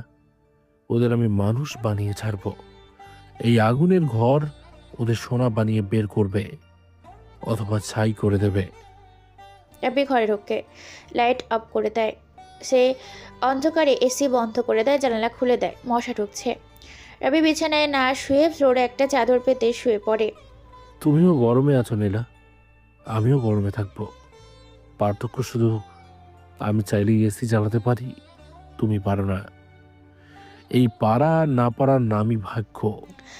খান মেনশনে দোতলায় সেই মেরুন বারান্দা, কিন্তু আজ রাতে তাদের কষ্টটা এক সুতোই গাথা। একজন পরিস্থিতির শিকার, আরেকজন বিবেকের। 2 দিন পর দ্য লাস্ট শিপ, সিলেটের একটি এক্সক্লুসিভ প্রাইভেট লাউঞ্জ, জিন্দাবাজার, রাত 10টা। জিন্দাবাজারের ব্লু ওয়েটার শপিং সেটের টপ ফ্লোরে অস্থির শহরের সবচেয়ে এক্সক্লুসিভ ক্লাব দ্য লর্ডশিপ। ভেতরে নীল এবং বেঙ্গনি নিলয় আলোর খেলা, কান ফাটানো ভলিউমের ওয়েস্টার্ন মিউজিক পাচ্ছে। শহরের সব বড় লোকের পোলারা এখানে আড্ডা দিতে আসে। লাউঞ্জের ভিআইপি জোনে মখমলের সোফায় বসে আছে আরমান এবং তার দলবল। আরমানের হাতে হুইস্কির গ্লাস, চোখে মদ্যপানের ঘোর। তার পাশে ঈশিতা, রকি এবং আরও কয়েকজন বন্ধু। তারা হাসাহাসি করছে, সম্ভবত কাউকে নিয়ে গসিপ করছে। বাইরের দৃশ্যটা সম্পূর্ণ ভিন্ন। লিফটের দরজায় দাঁড়িয়ে আছে সিকিউরিটি গার্ডের সাথে তর্ক করছে একটি মেয়ে। মেয়েটি পরনে খুব সাধারণ একটি সালোয়ার কামিজ, ওড়না দিয়ে মাথা শরীর ভালো করে ঢাকা, পায়ে সাধারণ স্যান্ডেল। এই মেয়েটি এক সময় এই ক্লাবের ভিআইপি মেম্বার ছিল। নীলা চৌধুরী। ম্যাডাম, আপনি বুঝতেছেন না কেন? মেম্বারশিপ কার্ড ছাড়া ভেতরে ঢোকা নিষেধ। আর আপনার ড্রেস আপ, সরি ম্যাডাম, এই ড্রেসে ভেতরে ঢোকা অ্যালাউ না। ভাই, আমাকে চিনতে পারছো না? আমি নীলা, নীলা চৌধুরী। আমি একে কত বকশিস দিয়েছি তোমাদের। প্লিজ ভাই, আমাকে একবার ভেতরে যেতে দাও, আমার খুব জরুরি দরকার। আরমান ভেতরে আছে তাই না? আমি শুধু ওর সাথে 2 মিনিট কথা বলবো। চিনছি ম্যাডাম, কিন্তু এখন তো দিনকাল পাল্টাইয়া গেছে। বস দেখলে আমার চাকরি খাইয়া দিব। আচ্ছা যান, তাড়াতাড়ি বাইর হইয়া আইসেন। কোনায় দাঁড়াইবেন, কেউ যেন না দেখে। নীলা কৃতজ্ঞতার সাথে মাথা নেড়ে ভেতরে ঢোকে। এসির ঠান্ডা বাতাস তার হাড় কাঁপিয়ে দেয়, নাকি ভয়ের কারণে সে কাঁপছে জানে না। বাবার হার্টের ইঞ্জেকশন কিনতে হবে, দাম 3000 টাকা। পকেটে মাত্র 50 টাকা। রাব্বির কাতে হাত পাতাচ্ছে, মরে যাওয়া ভালো। এই জেদ থেকেই সেখানে এসেছে। সেভাবে আরমান তো একসময় তাকে ভালোবাসতো। অন্তত এই বিপদে 3000 টাকা সে ধার দিবে। নীলা ভিড় এগিয়ে ভিআইপি জোনের দিকে যায়। আরমান তাকে দেখতে পায়নি প্রথমে। নীলা টেবিলের কাছে গিয়ে দাঁড়ায়। আরমান।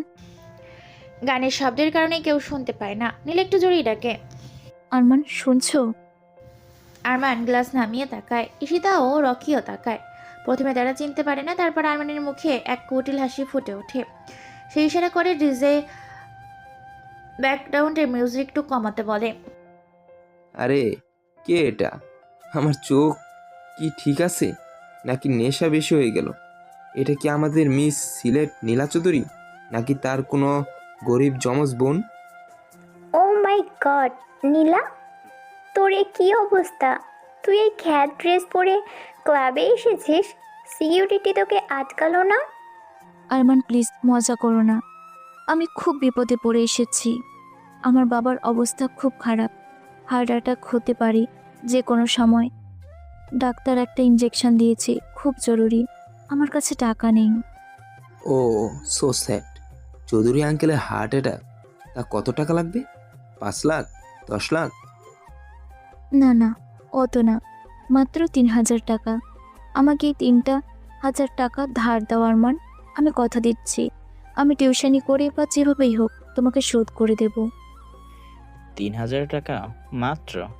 আরমান, তোর এক্স গার্লফ্রেন্ড এখন 3000 টাকার জন্য তোর কাছে এসেছে। What a downfall. 3000 টাকা তো কোনো ব্যাপার না নীলা। আমি তো টিপস হিসেবেই ওয়েটারকে 5000 দিই। কিন্তু কথা হলো, আমি কেন দেব? তুই তো আমাকে ব্যাকআপ করে শেখা দিয়েছিলি, তাই না? বলেছিলি আমি নাকি তোর স্ট্যাটাসের সাথে যাই না। আমি ভুল করেছিলাম আরমান, আমি তখন বুঝিনি। প্লিজ, তুমি তো আমার বন্ধু ছিলে, মানবতার খাতিরে অন্তত দাও। আমার বাবা মরে যাবে। মানবতা? ক্লাবে মানবতা খুঁজতে এসেছিস? এখানে সব গিভ অ্যান্ড টেক। টাকা দিব, কিন্তু বিনিময়ে আমি কি পাবো? বিনিময়? তুমি কি চাও? আমি তো বললাম টাকা শোধ করে দেব। আরমান উঠে দাঁড়িয়ে নীলার খুব কাছে আসে। মদের দুর্গন্ধে নীলার বমি আসে। টাকা শোধ করতে হবে না বেবি, টাকা তো এমনিতেই দিব। শুধু আজ রাতটা আমার সাথে কাটাতে হবে। আমার ফার্ম হাউসে চল, এক রাত থাকবি, সকালে 5,000 টাকা আর বাবার ওষুধ নিয়ে যাবি বাড়ি। ডিল? নীলা বিশ্বাস করতে পারে না নিজের কানকে। আরমান তাকে এমন প্রস্তাব দিচ্ছে। সে এক পা পিছিয়ে যায়, তার শরীর থপথপ করে কাঁপছে। ছি আরমান, তুই এত নিচে নামতে পারিস? তুই আমাকে কিনতে চাইছিস? আমি টাকার জন্য এসেছি বলে তুই আমাকে পতিতা ভাবছিস? আরে এত ভাব নিচ্ছিস কেন নীলা? তোর হটনেস, ফিগার, তোর শরীর সব কিছুতেই আমি ফিদা। জাস্ট একটা রাত, বেশি না। আর এমনিতেও তোর এখন যে অবস্থা, 3,000 টাকা তো তোর জন্য অনেক। আরমান তোর বেশিই দিচ্ছে। তোর ভ্যালু তো এখন 300 টাকাও না। তোরা মানুষ না, তোরা পশু। আমি ভুল করেছি এখানে এসে। ভিখারি হওয়া ভালো, কিন্তু তোদের মতো জানোয়ারের কাছে হাত পাতার চেয়ে রাস্তায় মরা ভালো। নীলা চলে যাওয়ার জন্য পেছন ঘুরে দাঁড়ায়, কিন্তু আরমান খপ করে তার হাত ধরে ফেলে। কোথায় যাস? টাকা নিবি না? টাকা যখন চেয়েছিস তখন সার্ভিস তো দিতেই হবে। আজ তোকে আমি ছাড়ছি না, দেখি তোর দেমাক কত। ছাড় আমাকে, শয়তান কোথাকার। কেউ আছো? আমাকে বাঁচাও। নীলা ধস্তাধস্তি শুরু করে, কিন্তু ক্লাবের বাকিরা মজা দেখছে। কেউ এগিয়ে আসছে না। আরমান নীলার ওড়না ধরে টান দেয়, ওড়নাটা সরে যায়। নীলার লজ্জায় নিজেকে ঢাকার চেষ্টা করে, তার চোখ মুখে চরম আতঙ্ক। আল্লাহ, আমাকে তুলে নাও, আমি আর পারছি না। ঠিক সেই মুহূর্তে লাউন্সার মেইন দৌড়টা শব্দে খুলে যায়। মনে হয় যেন ঝড় ঢুকলো ভেতরে। মিউজিক সিস্টেমটা কাচ করে আওয়াজ চলে বন্ধ হয়ে যায়, কারণ মেইন পাওয়ার লাইন কেউ অফ করে দিয়েছে। খুব এমার্জেন্সি লাইট জ্বলছে। দরজার মুখে দাঁড়িয়ে আছে রাব্বি, তার পেছনে 6 জন কালো পোশাক পরা বিশাল দেহি বাউন্সার। রাব্বির পরনে কালো শার্ট, হাতা ফোল্ড করা। তার মুখটা পাথরের মতো শক্ত, কিন্তু চোখ দুটো জ্বলছে আগুনের মতো। এ কি? আর কে এখানে কেন? রাব্বি ধীর পায়ে এগিয়ে আসে। তার জুতার শব্দ খটখট, যেন মৃত্যুর পরোয়ানা দিয়ে আসছে। আরমান নীলার হাত ছেড়ে দিল। রাব্বিকে দেখে তার হাত হালকা হয়ে যায়। রাব্বি, তুই মানে স্যার, আপনি এখানে? রাব্বি কোনো কথা বলে না। সে সোজা আরমানের সামনে এসে দাঁড়ায়। নীলা রাব্বিকে দেখে যেন প্রাণ ফিরে পায়। সে দৌড়ে রাব্বির পেছনে গিয়ে দাঁড়ায়। হাতটা কার ধরেছিলে আরমান? না মানে ও তো আমার পুরনো ফ্রেন্ড, আমরা জাস্ট একটু মজা করছিলাম। মজা? টাকার বিনিময়ে ইজ্জত কেনাকে তুই মজা বলিস? বলার সাথে সাথে রাব্বি ডান হাত দিয়ে সজোরে একটা ঘুষি মারে আরমানের চোয়ালে। থপাস করে একটা শব্দ হয়। আরমান ছিটকে গিয়ে কাছের টেবিলের ওপর পড়ে। কাঁচ ভেঙে চুরমার হয়ে যায়। আরমানের ঠোঁট ফেটে রক্ত বেরোচ্ছে। আহ, ও মাই গড! রাব্বি এগিয়ে গিয়ে আরমানের কলার ধরে তাকে সোজা করে দাঁড় করে। তারপর পেটে একটা লাথি মারে। আরমান মাটিতে কুঁকড়ে যায়। ক্লাবের বাউন্সাররা এগিয়ে আসতে চাইলে রাব্বির বডিগার্ডরা তাদের গান পয়েন্টে থামিয়ে দেয়। লিসেন এভরিওয়ান, কান খুলে শুনে রাখো। এই মেয়েটা নীলা চৌধুরী এখন আমার বাড়ির ভাড়াটিয়া। আমার প্রপার্টিতে যারা থাকে তাদের অসম্মান করা মানে আমাকে অসম্মান করা। ওর দিকে যদি কেউ চোখ তুলে তাকায়, আমিও চোখ উপড়ে নেব। আর ওর দিকে আঙ্গুল তোলার যোগ্যতা তোমাদের কারণ নেই, কারণ ও যখন রানী ছিল তোমরা তখন ওর পায়ের কাছে ঘুরঘুর করতে। পুরো লাউঞ্জ পিন পতন নীরব। নীলা রাব্বির পেছনে তাকিয়ে আছে। সে আজ রাব্বির মধ্যে এক অন্য মানুষকে দেখছে, এক রক্ষাকর্তাকে। রাব্বি নিচু হয়ে আরমানের চুলির মুঠে ধরে বলে, আর শোন আরমান, কাল সকাল 10টার মধ্যে তোর বাবার কনস্ট্রাকশন কোম্পানির 40% শেয়ার আমার নামে ট্রান্সফার করবি। এটা তোর আজকের এই মজার জরিমানা। যদি না করিস তবে এই সিসিটিভি ফুটেজ যেখানে তুই একটা মেয়েকে হ্যারেস করছিস আর তোর পকেটে যে ইয়াবা আছে সব কিছুর প্রমাণ সহ পুলিশ কমিশনারের টেবিলে পৌঁছে যাবে। Choice is yours. না না না না, প্লিজ রাব্বি, আমি দিয়ে দিব। আমাকে পুলিশের কাছে দিস না, মাফ করে দে ভাই। ভাই, তোর মতো কিড আমার ভাই হতে পারে না। রাব্বি ঘুরে দাঁড়ায়। নীলা তখনও কাঁপছে, তার ওড়নাটা ফ্লোরে পড়ে আছে। রাব্বি নিজের গায়ের দামি কোটটা খুলে ফেলে, তারপর খুব আলতো করে সেটা নীলার কাঁধের ওপর জড়িয়ে দেয়। কোটের উষ্ণতা, রাব্বির গায়ের পারফিউমের ঘ্রাণ, নীলার কান্না আরও উতলে ওঠে। তো এটা ভয়ের কান্না নয়, এটা স্বস্তির কান্না। রাব্বি, তুমি তুমি আমাকে বাঁচালে। আমি তোমাকে বাঁচাইনি, আমি শুধু আমার পুরনো হিসাব মেলালাম। আর শোনো, ভিখারির মতো এদের কাছে হাত পাতার আগে মনে রাখা উচিত ছিল এরা সুখের পায়রা। সুসময়ে এরা মাছি, দুঃসময়ে এরা হায়না।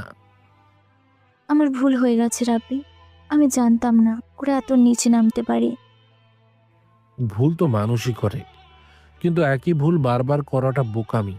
চলো, এখানে বেশিক্ষণ থাকলে আমার দম বন্ধ হয়ে যাবে।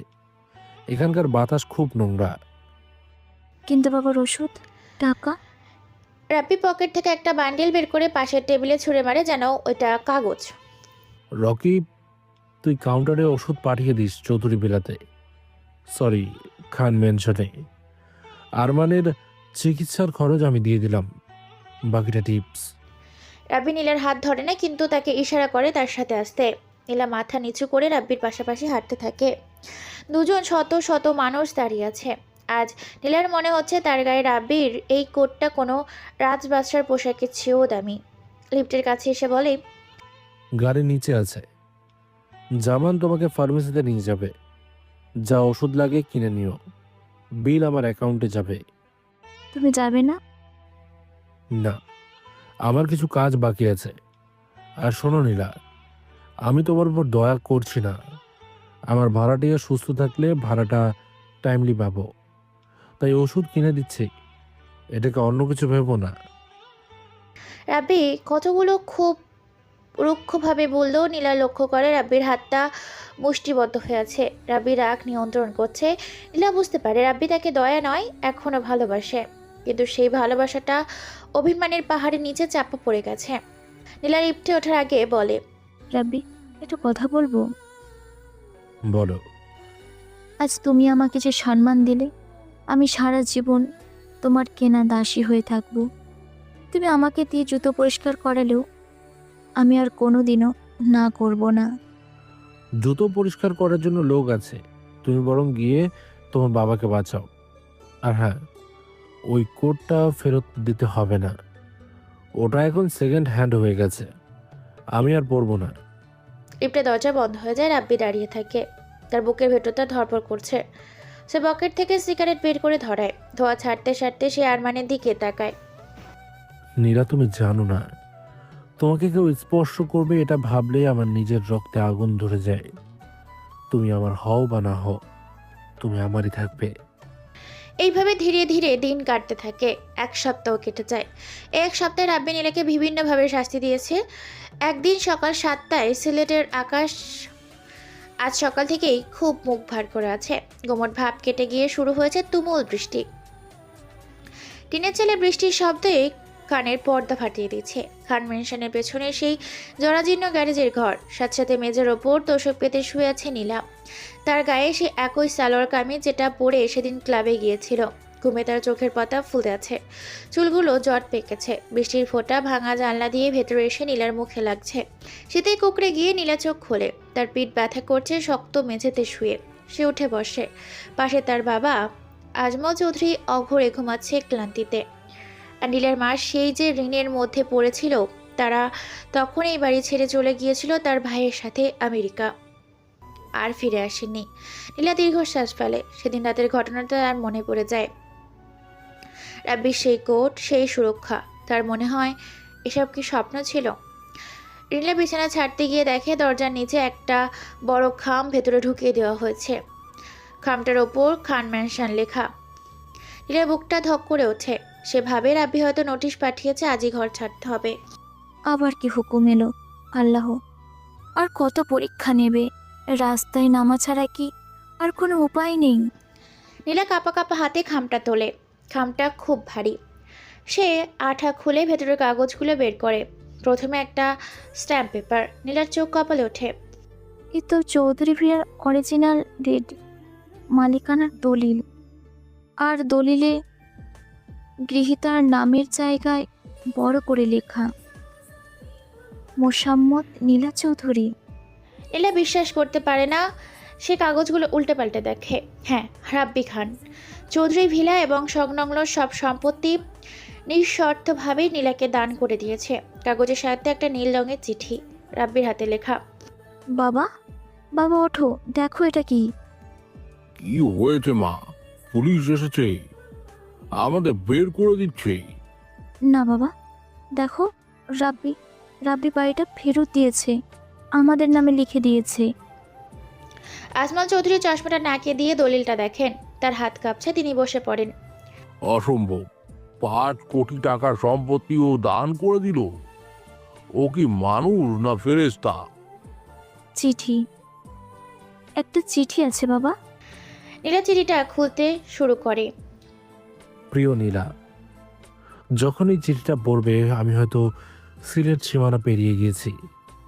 গত 7 বছর ধরে আমি একটা আগুনের মধ্যে বেঁচেছিলাম, প্রতিহিংসার আগুন। আমি ভেবেছিলাম যেদিন তোমাকে রাস্তায় নামাবো সেদিন আমার কলিজা ঠান্ডা হবে। তোমাকে গ্যারেজের ওই নোংরা ঘরে ঢুকিয়ে আমি সারা রাত বারান্দায় দাঁড়িয়েছিলাম, ভেবেছিলাম আমি জিতে গেছি।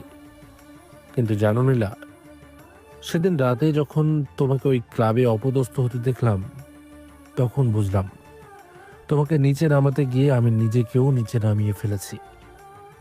আমার মা আমাকে শিখিয়েছিলেন, বাপ, কারো ছাদ কেড়ে নিস না, পারলে ছাদ হয়ে থাকিস। আমি আমার মায়ের চিকিৎসার 5 লাখ টাকা তোমাদের কাছে চেয়েছিলাম, তোমরা দাওনি। কিন্তু আজ আমি তোমাদের এই 5 কোটি টাকার বাড়িটা ফিরিয়ে দিলাম। কেন জানো?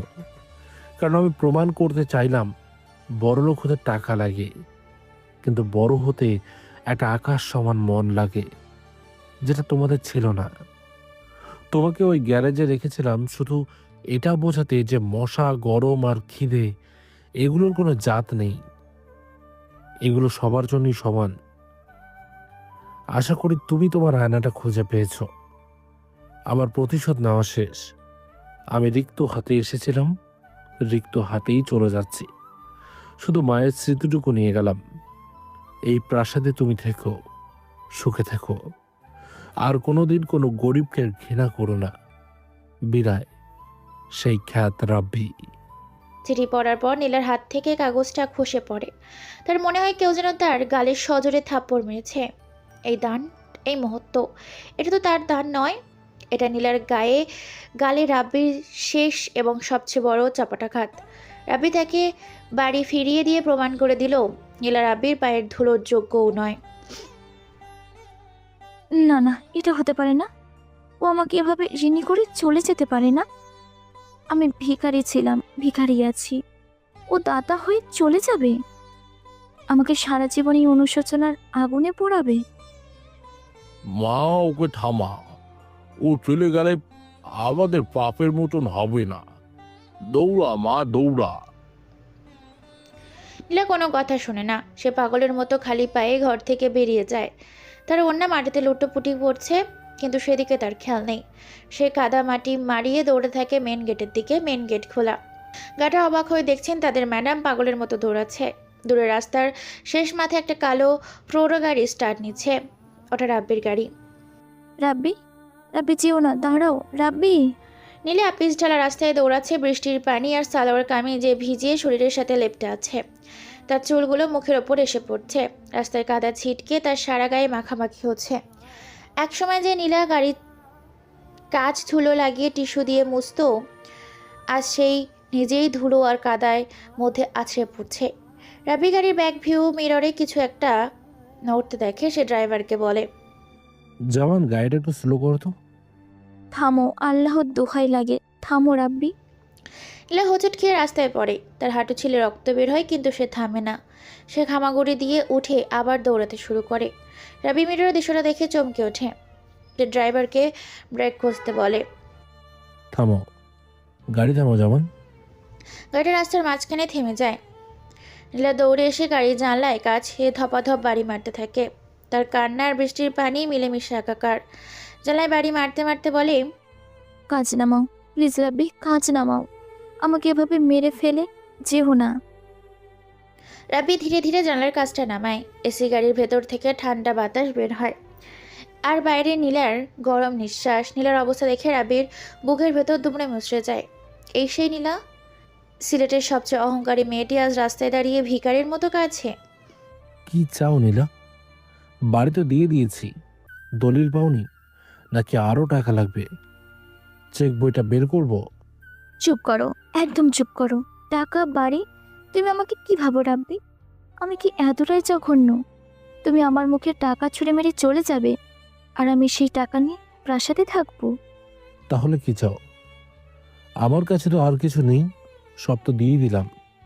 তুমি আমার সম্মান বাঁচিয়েছো, আমাকে পিশাচদের হাত থেকে রক্ষা করেছো, আমাকে দেখিয়েছো আমি কত ছোট।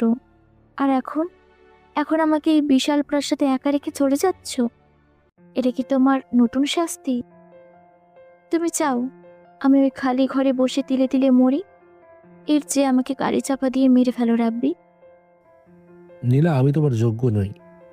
আমি এখনো সেই গ্রামের ক্ষেত ছেলেটাই আছি। আমার গায়ে মাটির গন্ধ। তোমার ওই দামি পারফিউমের সাথে আমার মাটির গন্ধ মানাবে না। ভুলে যেও না, আমি তোমার স্ট্যাটাসের না। স্ট্যাটাস? চলোই যাক স্ট্যাটাস। আমি ঘৃণা করি ওই শব্দটাকে। তুমি এই শহরের সবচেয়ে ধনী মানুষ নও রাব্বি। তুমি এই শহরের সবচেয়ে বড় মনের মানুষ। আর আমি একটা আবর্জনা। আমি অন্ধ ছিলাম। আমি হীরা ফেলে কাঁচ পুড়িয়েছি। এখন এসব বলে কি লাভ? সময় তো ফিরে আসবে না। নীলা হাঁটু গেড়ে কাদার মধ্যে বসে পড়ে, হাত জোর করে বলে, সময় ফেরাতে চাই না, আমি শুধু তোমাকে চাই। আমাকে মাফ করে দাও রাব্বি। আমি তোমার দাসী হয়ে থাকবো। আমাকে মারো, কাটো, যা খুশি করো, কিন্তু আমাকে একা ফেলে যেও না। তুমি যেখানে থাকবে আমি সেখানেই থাকবো, হোক সেটা গ্যারেজ বা রাস্তা বা রাজপ্রাসাদ। আমাকে তোমার সাথে নিয়ে চলো, দোহাই লাগে। রাব্বি গাড়ি থেকে নামে। তার দামি ইতালিয়ান শু আজ কাদায় মাখামাখি হয়ে যায়। সে নীলার সামনে এসে দাঁড়ায়। নীলা রাব্বির পা জড়িয়ে ধরে। যেও না, আমাকে ফেলে যেও না। পাগলি মেয়ে, ওঠো। তুমি চৌধুরী বাড়ির মেয়ে। রাস্তায় এভাবে ধুলোয় পড়ে থাকা তোমার মানায় না। আমি চৌধুরী বাড়ির মেয়ে হতে চাই না, আমি শুধু তোমার হতে চাই। আমাকে পবিত্র করে নাও রাব্বি। আমার সব অহংকার ধুয়ে দাও।